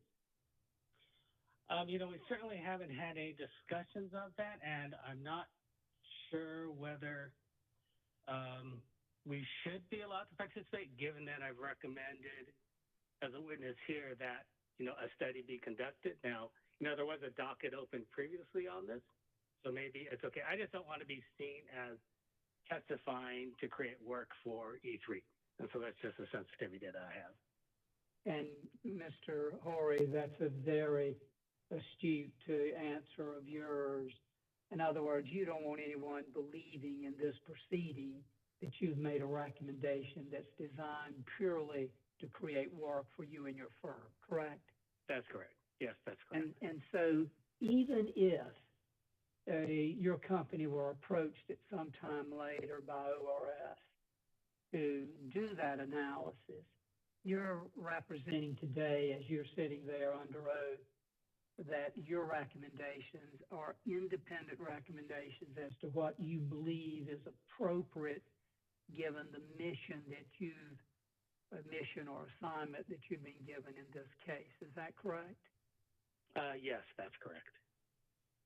But with that understanding, would it be true that your firm would have the capability of doing a VIC study if at some time later you were requested to do so? We certainly have the capability. Whether we have the bandwidth to actually do the study, depending on the timing, that's something I can't guarantee at this point. Has any member of your firm ever done a VIC study in the past? Yes, we have a study on the same sort of topic done for Tampa Electric Company as an example. We may have done studies since then. I just know that one in particular because I reviewed that one as part of the 2019 docket when we were looking at the VIC charges. But in this particular case, your firm was not asked to actually do the study or do a study. You were asked to review the information prepared by Dominion Energy South Carolina and analyze the study and offer your critique of same. Is that correct? That's correct. Now, I want to review a number of things from your testimony, Mr. Horry. So I'm going to see if I can continue to keep myself in line for this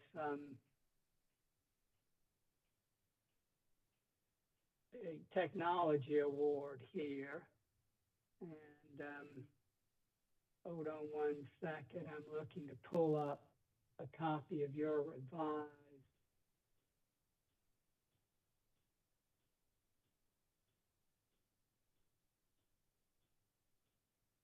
testimony. Let's see if I can get it here.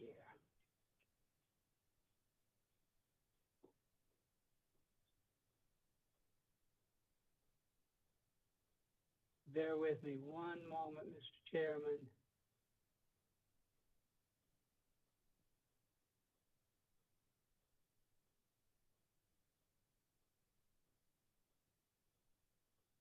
Now, let's see.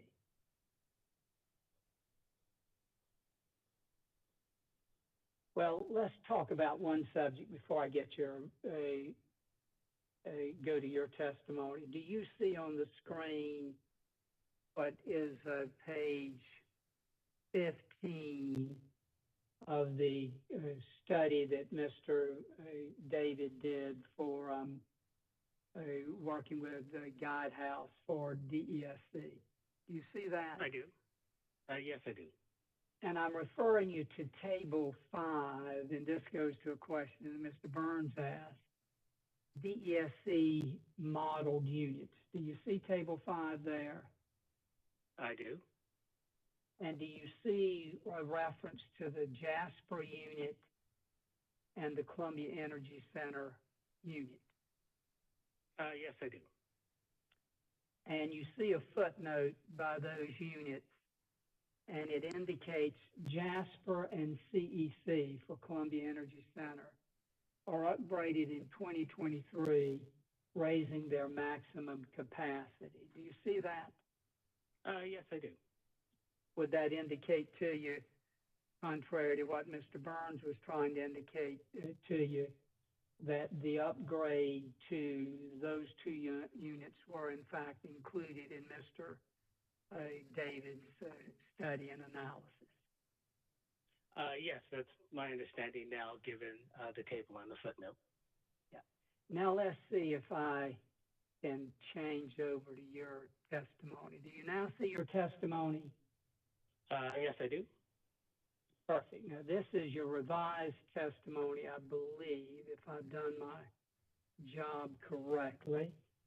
And that is, if I recall, that was actually filed just this Monday because you had a couple of corrections you wanted to make, correct? That's correct. And I think with your counsel, you pointed out the couple of corrections you wanted to make, and I think they related to calculations that you had done for the ELCC. Is that correct? Or maybe they're related to TOU period over compensation. Yeah, I'm sorry, my mistake. But I don't want to talk with you about those changes. I want to talk with you about these changes, not changes, but this testimony. This question says, does the efficient integration of renewable energy generation create additional costs for utilities? So the question is, are variable integration charges real? Isn't that the question, Mr. Horry? Yes. And your firm is, as Ms. Nixon recognized, a leader in those analysis. And you say, yes, E3 conducted extensive work in California and Hawaii, where renewable generation comprises a large portion of the utility's generation resources. And our modeling, E3 observed that increasing amounts of solar and wind generation can require additional ramping capability and reserves to meet both the intermittent nature of solar and wind generation and the diurnal ramping characteristics of solar generation. The cost impact may include higher startup cost, fuel cost, and operating and maintenance, O&M costs, resulting from the resources operating at levels below their maximum efficiency to allow upward headroom to ramp up output. Costs may also increase for additional generation plant required to provide additional flexible capacity. Did I read that correctly? Yes, you did. And is that still your testimony today? Yes, it is. And there's no question based upon your firm's extensive research and analysis and experience that variable integration costs exist and that they are real, correct? Correct. And you mentioned a number of things that drive those costs in this portion of your testimony, correct? Yes, that's correct. Now I want to refer you to page 8, the next page. You're asked the question, in your opinion, is the company's methodology to calculate renewable integration cost reasonable? And you answer yes. I find the overall concepts of the calculation methodology used in the Guidehouse variable integration study to be reasonable. Did I read that correctly? Yes, you did. And I recognize that you point out an issue that you raised with that study later on, and we're going to discuss that in a moment. But I want to go to another, because there's more to this case than just the VIC, correct? Yes, that's correct. Avoided cost, and VIC is part of that, but the avoided cost is usually imported as well. So I want to come to your page 11 in your revised direct testimony. And you're talking about, this is relating to energy. And you use the term DRR. What are you using DRR to refer to?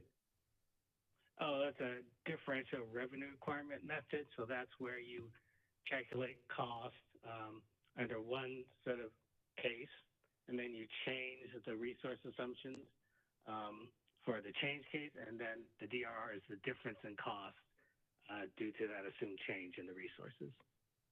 And that was the method that Dominion Energy South Carolina used in making its calculation of avoided energy costs, correct?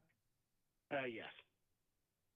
And you're asked the question, does the DRR method used by the company to calculate avoided energy costs comply with PURPA and with the methodology previously approved by the Commission?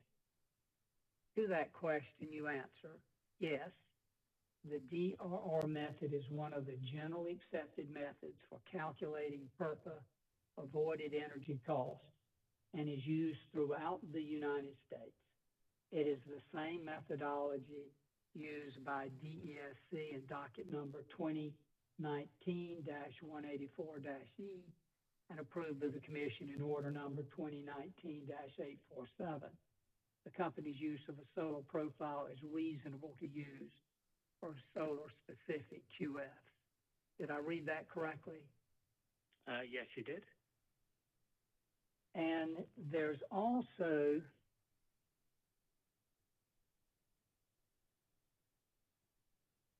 a methodology used for, and I'm going to go to page 20.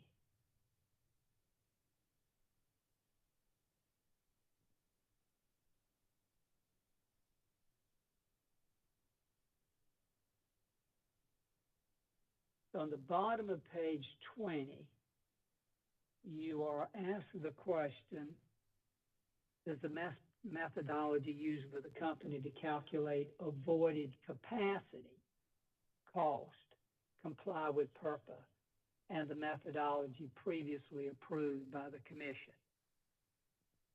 To which you answer, yes, the methodology, the DRR methodology is one of the generally accepted methods for calculating PURPA avoided capacity cost and is used throughout the United States. It is the same methodology used by DESC in docket number 2019-184-E and approved by the Commission in order number 2019-847. Did I read that correctly? Yes, you did. And you still remain of the opinion that the methodology used by the company for calculating both energy and capacity avoided cost is reasonable in this case? Yes, I guess with the one caveat, and when we think about defining methodology, we don't include in that the issue of the 66 megawatts versus the 100 megawatts for capacity. I consider that more of an input issue than a methodology issue. Perfect, and I agree with you, Mr. Horry. We agree that that's an input issue, not part of the methodology. An imported issue, we get that. You, of course, know our position that we believe the 100 megawatt change plan is the appropriate one to use. You've argued for the 66 megawatts, and your testimony is clear on that. Let's go to page 24. 5, and you're talking about the ELCC here.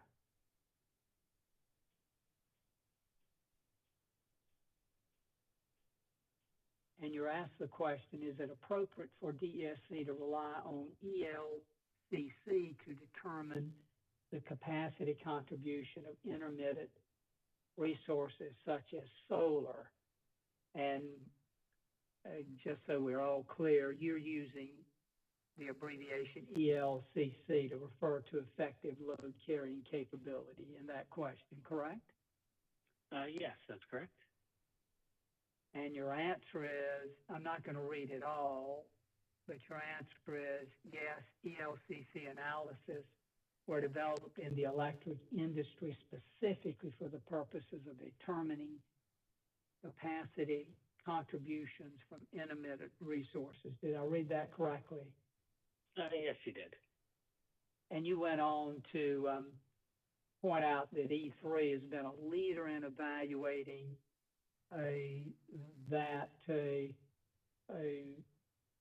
in this field, and you talk about it's clear that increasing, and I think this is the important point I want to make here, Mr. Horry, is this last sentence. It's also clear that with increasing levels of solar resources on the grid, the capacity value of incremental solar resources can decline as utility needs for incremental generation capacity shift away from summer daytime hours. Did I read that correctly? Yes, you did. And based upon your company's extensive evaluation in this subject, that sentence is an absolutely true and correct summary of that observation and experience, is it not? Yes, it is. Now, I want to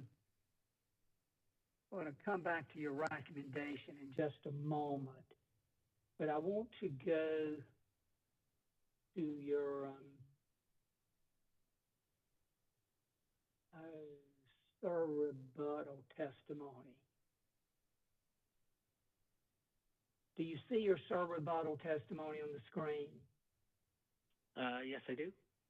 I am amazed at, Mr. Chairman, at how good I'm getting at this technology here. I think I'm still in the lead. Yes, sir. I think you are also in the lead for the Self-Confidence Award. Well, thank you. Thank you, Mr. Chairman. And I'm just about done here. But bear with me just a moment longer, and you as well, Mr. Horry. I'm going to come back to this recommendation in just 1 second. I want to talk about the one, and you heard my questions of Mr. Morgan, Mr. Horry, is that correct? Yes. And Mr. Morgan had mentioned that the primary area of concern that you expressed about the DIC analysis and study performed by Guidehouse related to the use of 1 hour ahead use of 4 hour ahead forecast as opposed to 1 hour ahead forecast. Do you remember that discussion? Yes, I do. And that was a principal reason that leads to your recommendation of continuing with the interim DIC at 96 cents per megawatt hour until another study is done and with it being subject to true up, correct? Yes, with a critical piece being the last part, the subject to true up. Absolutely, and we share that piece, and because that's important to make sure that Act 62 is fully complied with, that is that as I discussed with Mr. Morgan, that customers are not asked to subsidize solar development, correct? Correct. So your question here is witness Hanslick's rebuttal asserts that more accurate forecasts would not reduce the need for reserves and that 1 hour ahead forecasts would be useless in planning operating reserves. Witness Bell's rebuttal also asserts that any reduction in operating reserve costs due to the 1 hour forecast is minimal on the DES system. Did I read that correctly? Yes, you did. And you would agree with me, would you not, that Mr. Hanslick and Mr. Bell, given their long tenures and deep experience operating and working with the Dominion Energy system, are in an excellent position to know how that system operates, correct? Yes, I believe that would be a fair interpretation or fair expectation. And you didn't find anything in their work that would indicate to you that they were trying to mislead you in any way or anyone else, did you? Yeah, I didn't see any intentional effort to mislead. I think there may have been several cases where it may have been sort of an apples and oranges discussion going on where they were focusing on, for example, the baseload resources and the issues related to those, whereas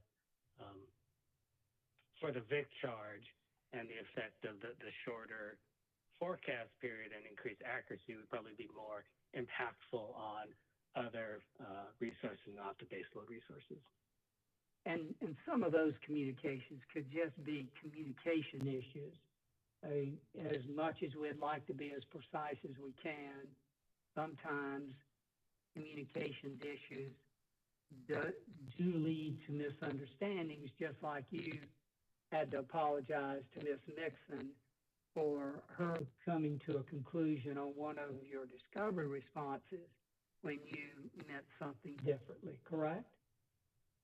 Yeah, and I would say, especially given that witness Hanslick basically testifying here, this isn't his main job. I mean, he's head of, operations, and he's got a system to run, and he hasn't, it seems like, been intimately involved in all of the discussions and all of the VIC calculations done here. So it's, understandable that, his response from the view of the operator may not be completely on point with what some of the issues are that the other parties are interested in. But you would agree with me that Mr. Hanslick would be intimately familiar with how important reserves are and how needful reserves are to be brought into the generation mix when solar drops unexpectedly, correct? Absolutely, yes. And you go on to say, and we appreciate this very much, Mr. Horry, that you say it could be the case that both witness Bell and the DESC study are correct. Perhaps the 1 hour forecast is ideal, but the impact of the 1 hour ahead versus 4 hour ahead forecast would be minimal. And then you go on to say, but this creates an additional concern in my mind, is that maybe the study might have even underestimated what the VIC should be if both of them are correct. Is that what your testimony was meant to assert? I'm not sure it's asserting that it could be an underestimate because of this issue. Although if you could scroll down there, I can refresh my memory. No, absolutely. I'm not trying to hide it from you. Sure. Look there and you can see what you said. Oh, okay. So the underestimate question is, that elimination of the 10% of the intervals has Guidehouse basically over-adjusted their analysis. In which case, there would be an underestimate. I'm sorry, I thought you were referring back to the potential minimum differences.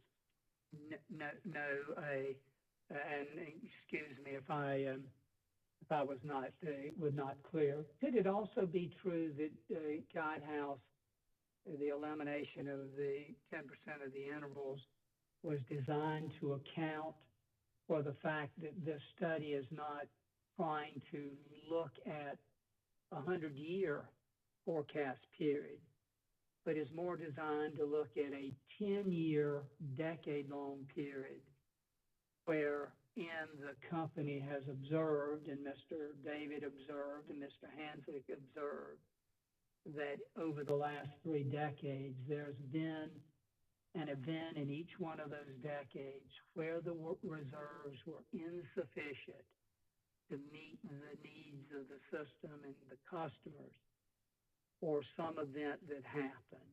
Could it be that that might be a reason that the elimination of 10% of the intervals would be used and would be appropriate and would not have an impact on the outcome of the calculations? You know, it's possible. You know, it would have frankly been nice for the report to provide more context like that, and that's a lot of what I refer to when I say it wasn't fully justified. You know, it's the rationale for the 10%. It's the impact of 10% versus 5% versus 15%. You know, things like that would have, just, resulted in a more rounded, sort of more informative report. And that's one of the reasons why, since I saw a new VIC study coming out, I decided, or I recommend that, let's just hold that interim values for now with the true-up, and let's wait for that alternate report that should allow for more stakeholder discussions, more of these issues to be fleshed out in detail. And we're not disputing that at all. As you know, and you very well point this out, Mr.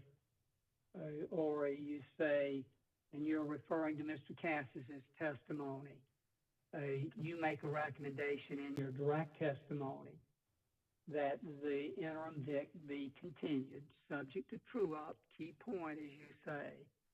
And in this Q&A, you're asked the question, is DESC willing to accept ORS's recommendation to maintain the current established VIC subject to future true-up in accordance with Commission Order number 2020-244, and to which you answer, yes, company witness Cassis, and his rebuttal testimony, page 7, lines 2-4, asserts that the company is, quote, willing to accept witness Horry's proposal that the VIC remain at 96 cents per megawatt hour on an interim basis, so long as the VIC remains subject to a future true-up, period, end quote. Did I read that correctly?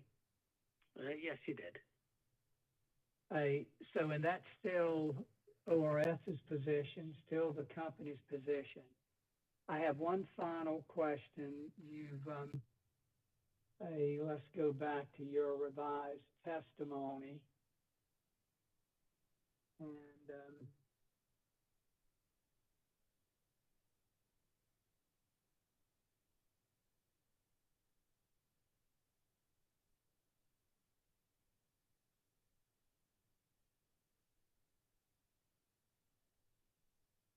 And this was in your original testimony filed on July the 27th. You revised it on Monday and refiled it.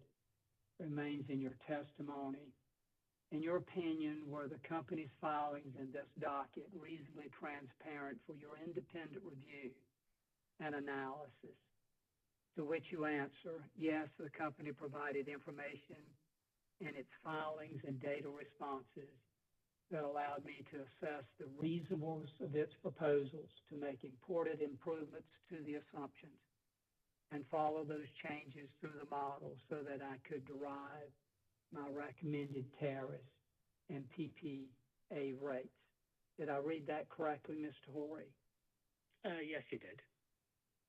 Thank you very much, Mr. Horry, for your testimony and allowing me to ask some questions of you this afternoon. Mr. Chairman, I have no further questions of this witness at this time. All right. Let's take a break. We'll be back. We're in recess, excuse me, until 3:25.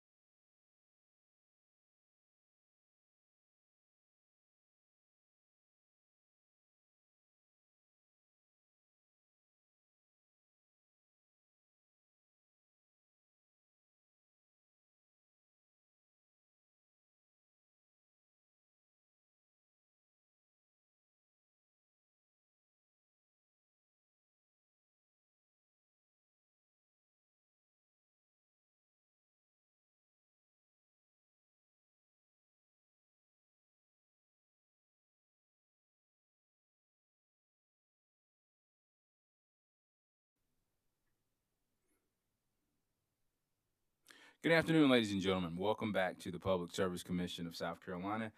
We're here in docket number 2021-88E. Before we start back, let's take roll. Present in the hearing room, we have Commissioners Caston, Thomas, Williams, C. Williams, that is, Belzer, and J. Williams. And joining us virtually, we have Commissioners Powers and Irvin. Before we took a brief recess, we were at Commissioner questions. Commissioner Thomas. Thank you, Mr. Chairman. And thank you, Mr. Ori. It's good to see you again. And welcome to South Carolina, even if it is virtually. Thank you, Commissioner. Thank you. I just wanted to ask a few questions about the VIC and the interim VIC. A lot of conversation obviously has been going on that topic, and speaking for myself, I have concerns too about the interim VIC and how long that's been going on, and the potential impact the longer that goes on that it could have on customers. And yeah, I guess there's no certainty in terms of whether this would be something that could harm the customers or not. But just again, like we've been saying, some of us, that we think we need to move forward with a better, more precise number. And so my thinking is that, you know, there's been a lot of discussion and a lot of inputs and a lot of numbers run, I guess, by different parties, and some more complete than others. But I guess what I'm thinking or wondering is there anything that we can do at this point to have someone, probably, I guess, the company is the only one we can really ask to make some additional calculations and just come up with a better number just to move forward with, even if it's another interim, which I don't prefer, but if it's a little bit better, a little bit more fresh, I would feel better about that. You have any thoughts or comments on that? Sure. So I think if you're going to, do another integration study, there's probably little value in just doing an update of the current guidehouse study.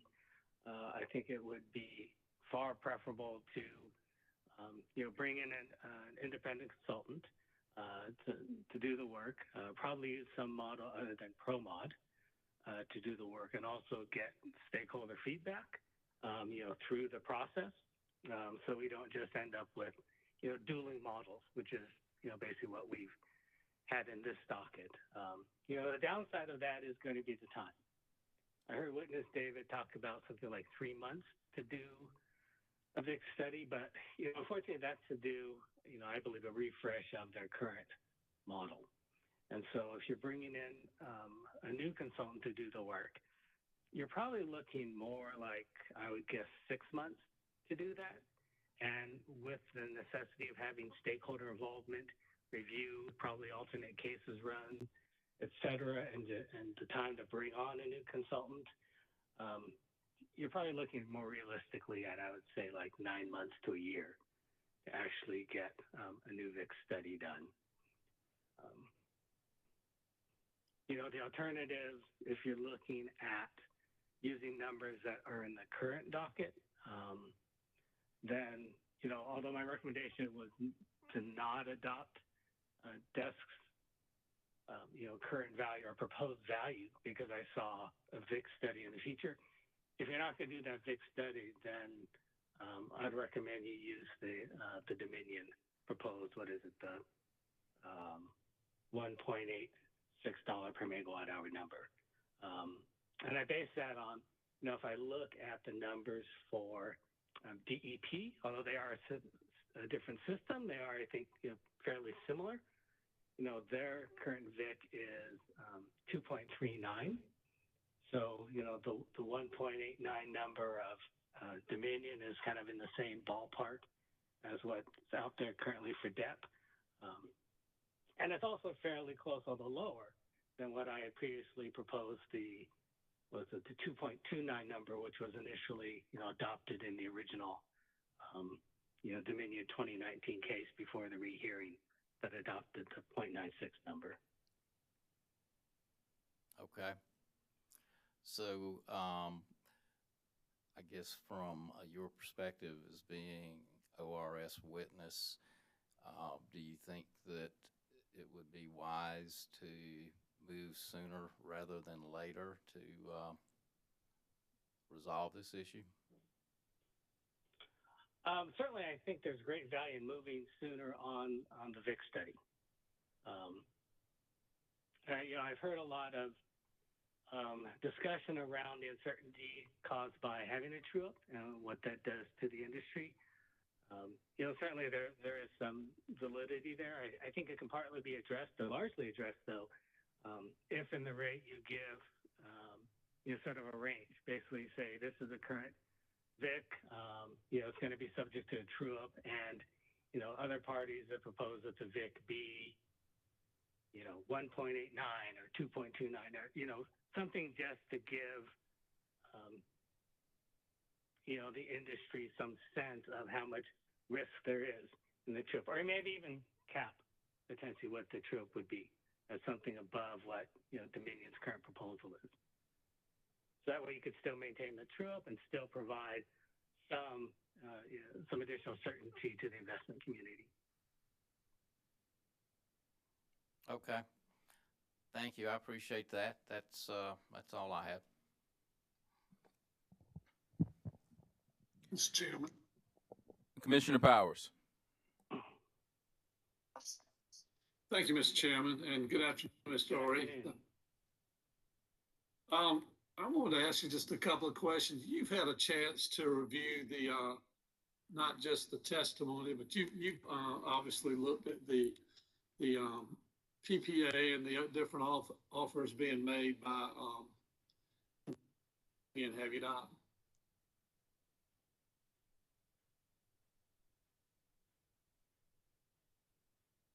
I'm sorry, Commissioner, I didn't catch the entirety of your question. Well, let me ask it again then. You've had a chance to review the other testimony. You've listened in on this hearing.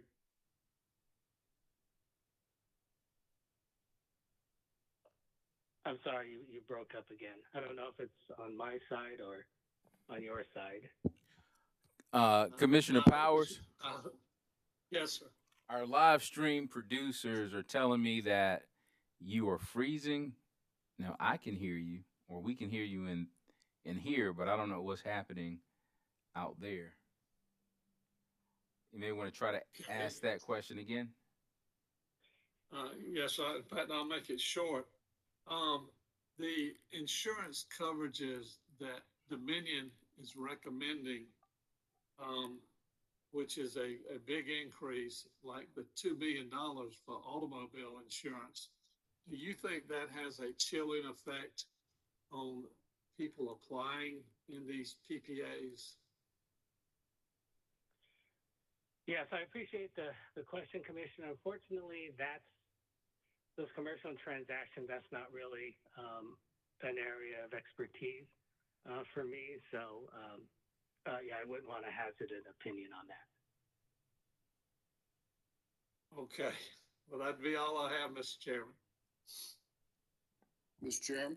Commissioner Irvin. Thank you. Mr. Horty, how are you this afternoon? Very good. Thank you, Commissioner Irvin. Great. Do you think that the commission should order Dominion to stop using the ProMod model, given its limitations and given its lack of transparency for the stakeholders? I don't know if I'd recommend something as extreme as ordering them not to use it. I think if you bring in a third-party consultant that uses a different model and the results end up being close to what Dominion has found using ProMod, then I think that is sort of an indication that even given ProMod's limitations, the adjustments that Guidehouse is doing to ProMod are giving reasonable VIC results.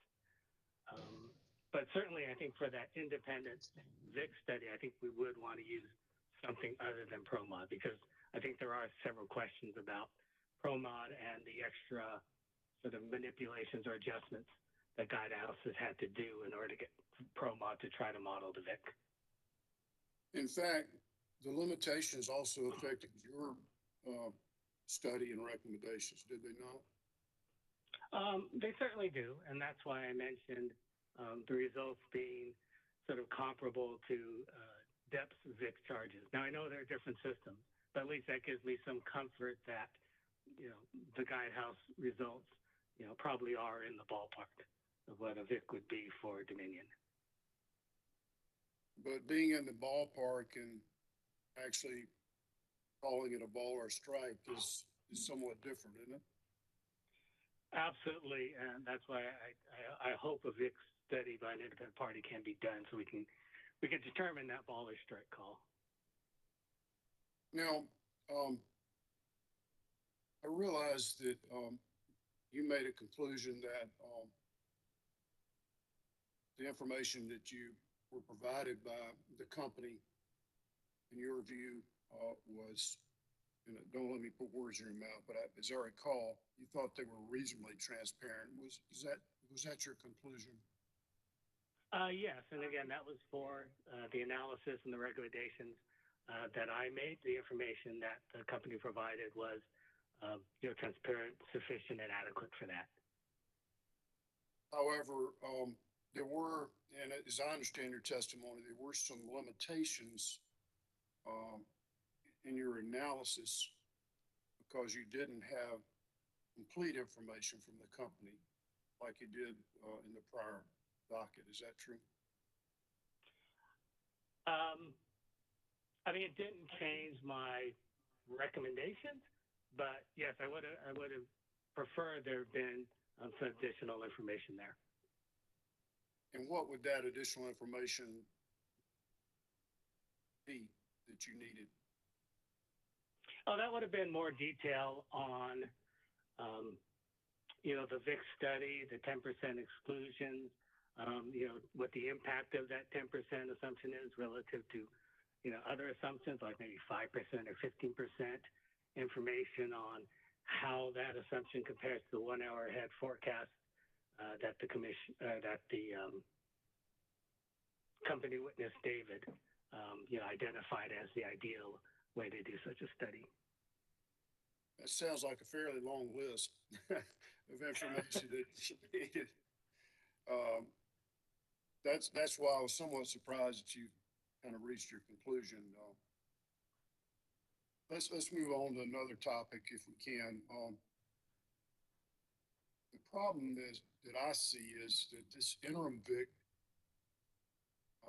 that was adopted and that you recommend be continued is in violation of Act 62, which requires a fixed avoided cost rate. Do you agree?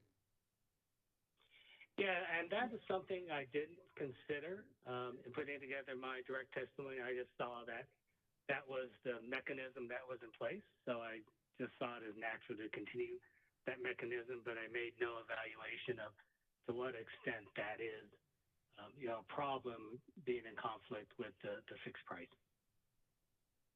Well, our concern is the longer, is one of my colleagues says, the longer we kick this can down the road, the greater the true up could be. Would you agree?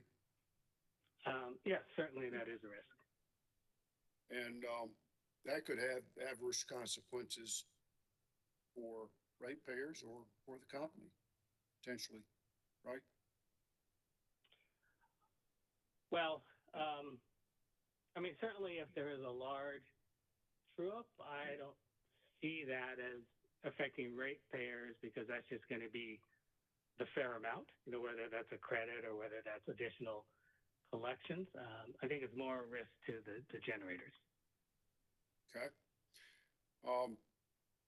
Now, if we had to wait a year for the study, then I suppose we would have to reconvene the avoided costs docket once the immigration study was completed to make a final determination on what the avoided cost rate should be. Is that correct?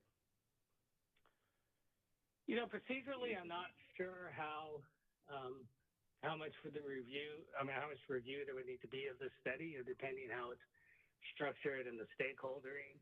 Ideally, the results would just be stipulated to by all participating parties, so there wouldn't be the need for additional hearings. But I'm not sure what was really sort of envisioned with the opening of the docket. Well, I thought that we were doing the right thing 2 years ago, but now two years have passed and no action has been taken. And as a practical matter, the Public Service Commission doesn't have the money in our state budget appropriation to pay for an integrated study, and ORS has not yet acted upon it. And so you can understand our concern about the status of that next step. Yes, I certainly see that concern. What's your best advice on how we should proceed? So my advice would be, if you think it's going to take too long or be too costly to do another integration study, the problem is the next time we're in the avoided cost docket, we're going to be facing the same questions and have the same uncertainties. So it really seems like a third-party integration study really needs to be done. But, who funds that? I think that's a separate question. Also, the issue of the timing, whether you can sort of maintain the true-up to wait for that to happen. You mentioned it's been a 2-year sort of lag there, but my understanding is also there aren't many projects that are subject to the true-up yet.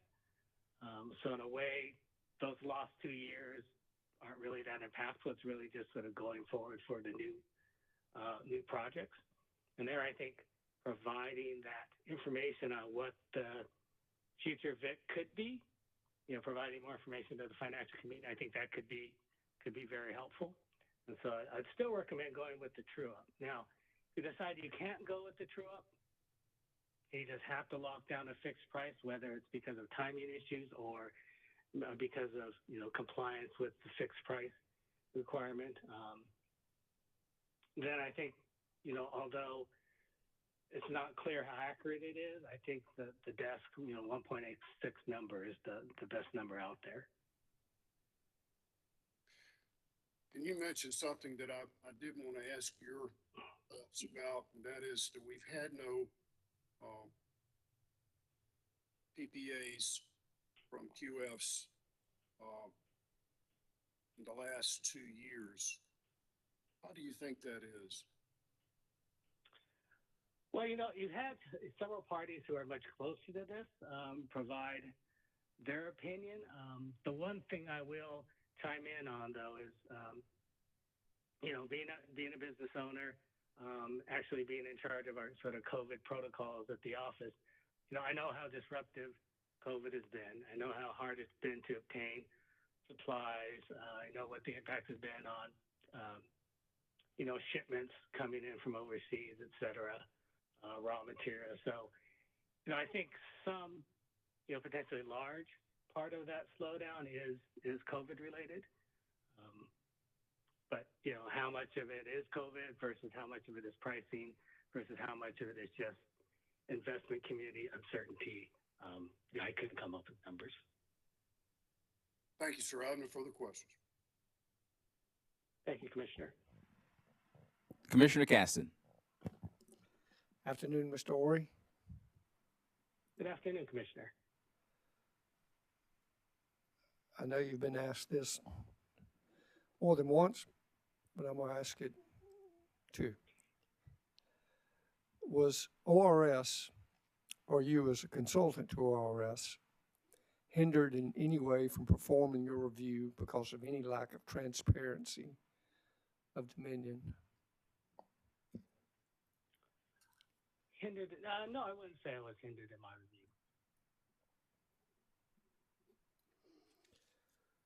review. And I think Mr. Willoughby mentioned this or asked this, but I missed it. When were you retained by ORS? Approximately. I think it was in the May time, but I can actually, if you give me 1 second, I can check my notes here. Looks like May 7th. May 7th, 2021. Yes. Thank you.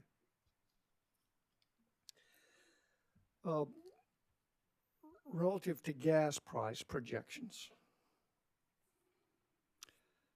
does price forecasting error tend to be more accurate, relative to the margin of error, or less accurate the further out one looks? Or in other words, does margin of error tend to increase or decrease the further out in time one looks?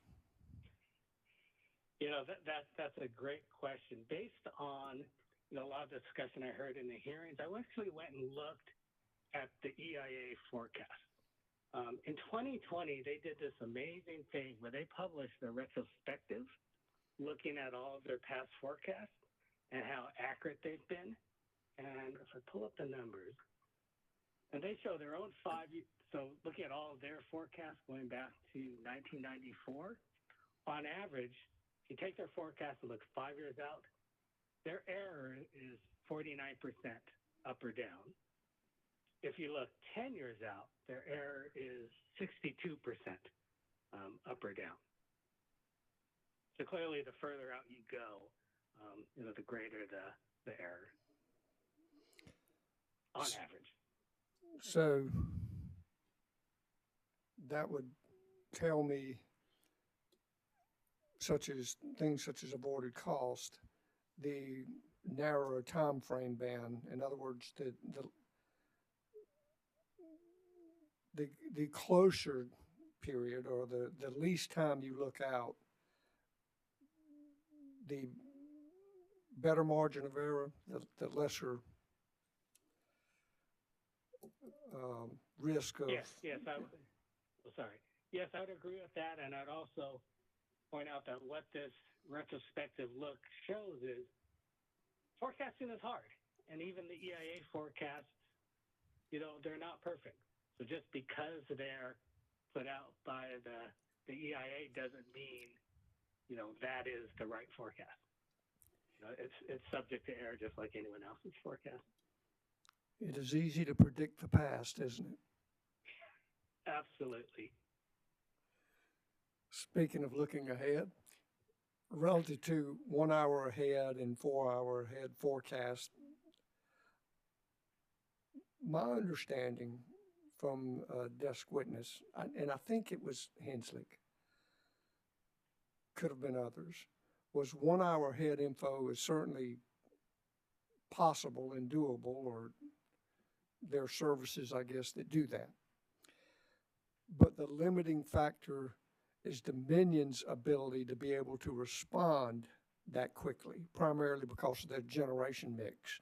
Do you remember hearing this? I do, yes. Does that make sense? Well, I think there are sort of a couple of operational issues here. In terms of whether Dominion can respond to the 1 hour versus 4 hour forecast, it sort of depends on the resource you're looking at. Certainly, using a 4 hour ahead forecast, there are more resources that could be used to respond to that. When you get within the 1 hour, it's a more limited set of resources that can respond. There also, quite frankly, is the issue of whether it's worth the cost to obtain 1 hour forecast from services and integrate that into your system. But I, focus on this 1 hour versus 4 hour because it really jumped out to me that, that Dominion witness, David really said that ideally he would have wanted to use 1 hour forecast, and then he had to do this proxy with exclusions because he couldn't have the 1 hour information, which just raises the question of how different are his results versus what, his quote unquote ideal results would have been if he had, the information that he says he really would have wanted to use for his study. What I'm trying to understand is this has been kicked around a lot during this hearing. And what I'm trying to understand is, okay, it can be done, and if it was done, is this simply for some input into a model that will give you a number, or is it if the practicality or the reality is that 1 hour ahead forecast, while it may be nice, if the utility cannot respond to it in that time frame, does it matter? Or is it valueless, or is it a cost or value that will not see a return unless the generation mix has changed? Does that make sense? It does, and I think that's a very astute question. Are we talking about value recognized in a study, or are we talking about value that can be recognized in reality and obtained in reality? And that's one area where I think the testimony of Hanslick and the testimony of David, they may be a bit in conflict, and that's one of the things that'd be great to resolve, in a stakeholder process, doing a future VIC study. Let's just get all these questions, hammered out. Let's get the right experts in from the utility. Let's get them involved in the study so we can really model, what the system does and what it can do realistically in the future. Okay, so what I've heard from you and others is that the importance of doing a third party VIC study, I don't know if paramount is the right word, but it's very important to get that done and get it done quickly, because it seems that so many things we're talking about, all these variables, can be affected by the outcome of that study. It appears to me that if this were done, or if we had it in place or have it in place 9 months to 12 months from now, it would eliminate more of the unknowns or questions relative to interim VIC. What should it be? 1 hour ahead, 4 hours ahead? It seems to me it would remove a lot of that from the table. Well, it seems to me that it should remove a lot of that from the table. Is that true? Absolutely. I think one of the challenges with VIC is it's a new cost category, and it's a very complicated technical set of calculations that need to be done. So, it'd be incredibly difficult for, I think, the commission to decide who's right between the utility and, opposing parties, because it is such a technical issue. So I think that's where it's a huge value in bringing that third party in to basically, be the umpire, be the one to say, okay, I'm going to take this and I'm not going to incorporate that, or, vice versa. What concerns me, and I don't know the right answer, but what concerns me is we have some interveners who want it fixed, some who say it's zero, but some who want it fixed, whether that's 96 cents or what. And I think your recommendation was, hey, all things equal for right now, you ought to leave it as is, interim, until you have the study done and completed. That's correct, right? That's my primary recommendation, yes. So so we have all these competing interests, and what my concern is that in an effort to make a decision, we don't make the best decision. Not that we always can, but it seems to me ideally that if there were a way to accommodate between now and whenever the study's done, whether that is the 1.86 you mentioned or whatever in between or above,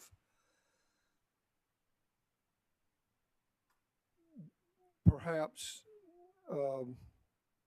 having that known would be better than making a decision about something permanent that we don't know if it's close to right. But the 1.86 seems to match or come close to what I think you said the Duke companies were. Is that correct? That's correct. Yes.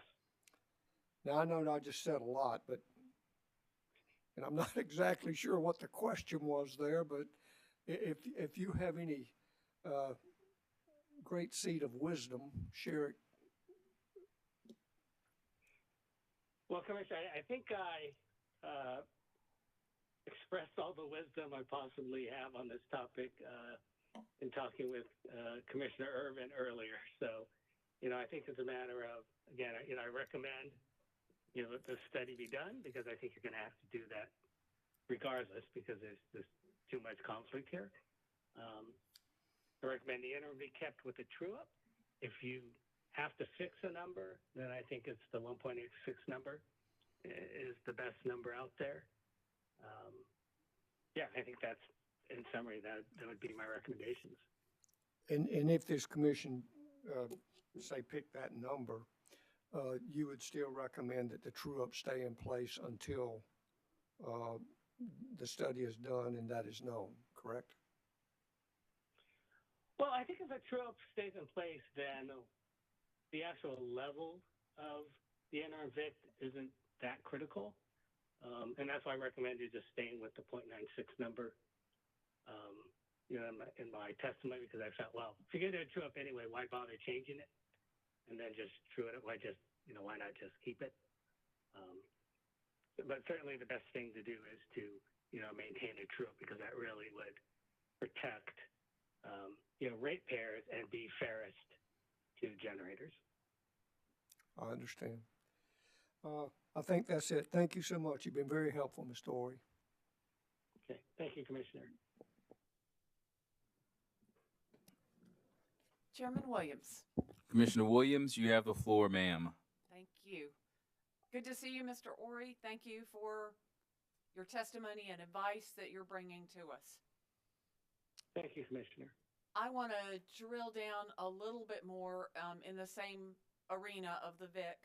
But what I want to ask you about are the different tranches, because what I think you talked about was the desk proposal for $1.80 or 86 for tranche 1.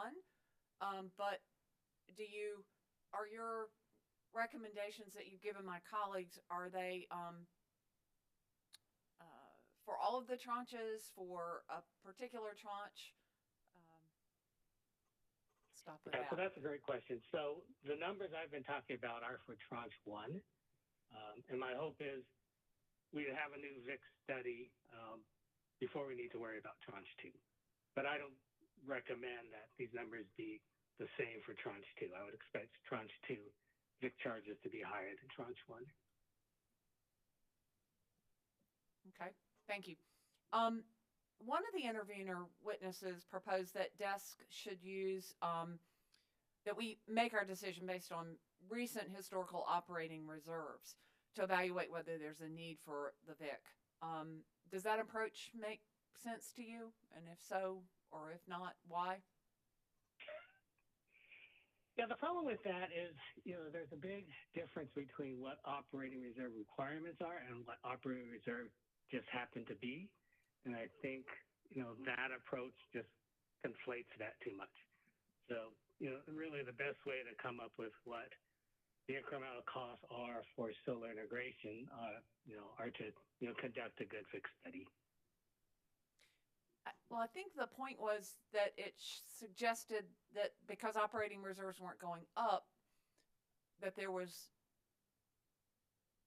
not a substantiated need to show that the VIC number needed to be as high as we were currently looking at. Right, and I think the Dominion witnesses talked about, why the reserve levels were at the level they were, and also, there were big issues with, I believe it was, I can't remember if it was Cersei or Burgess, maybe it was Cersei, but the reserve levels being shown on an average monthly basis, which, are largely irrelevant for looking at, operating reserves. Let me check.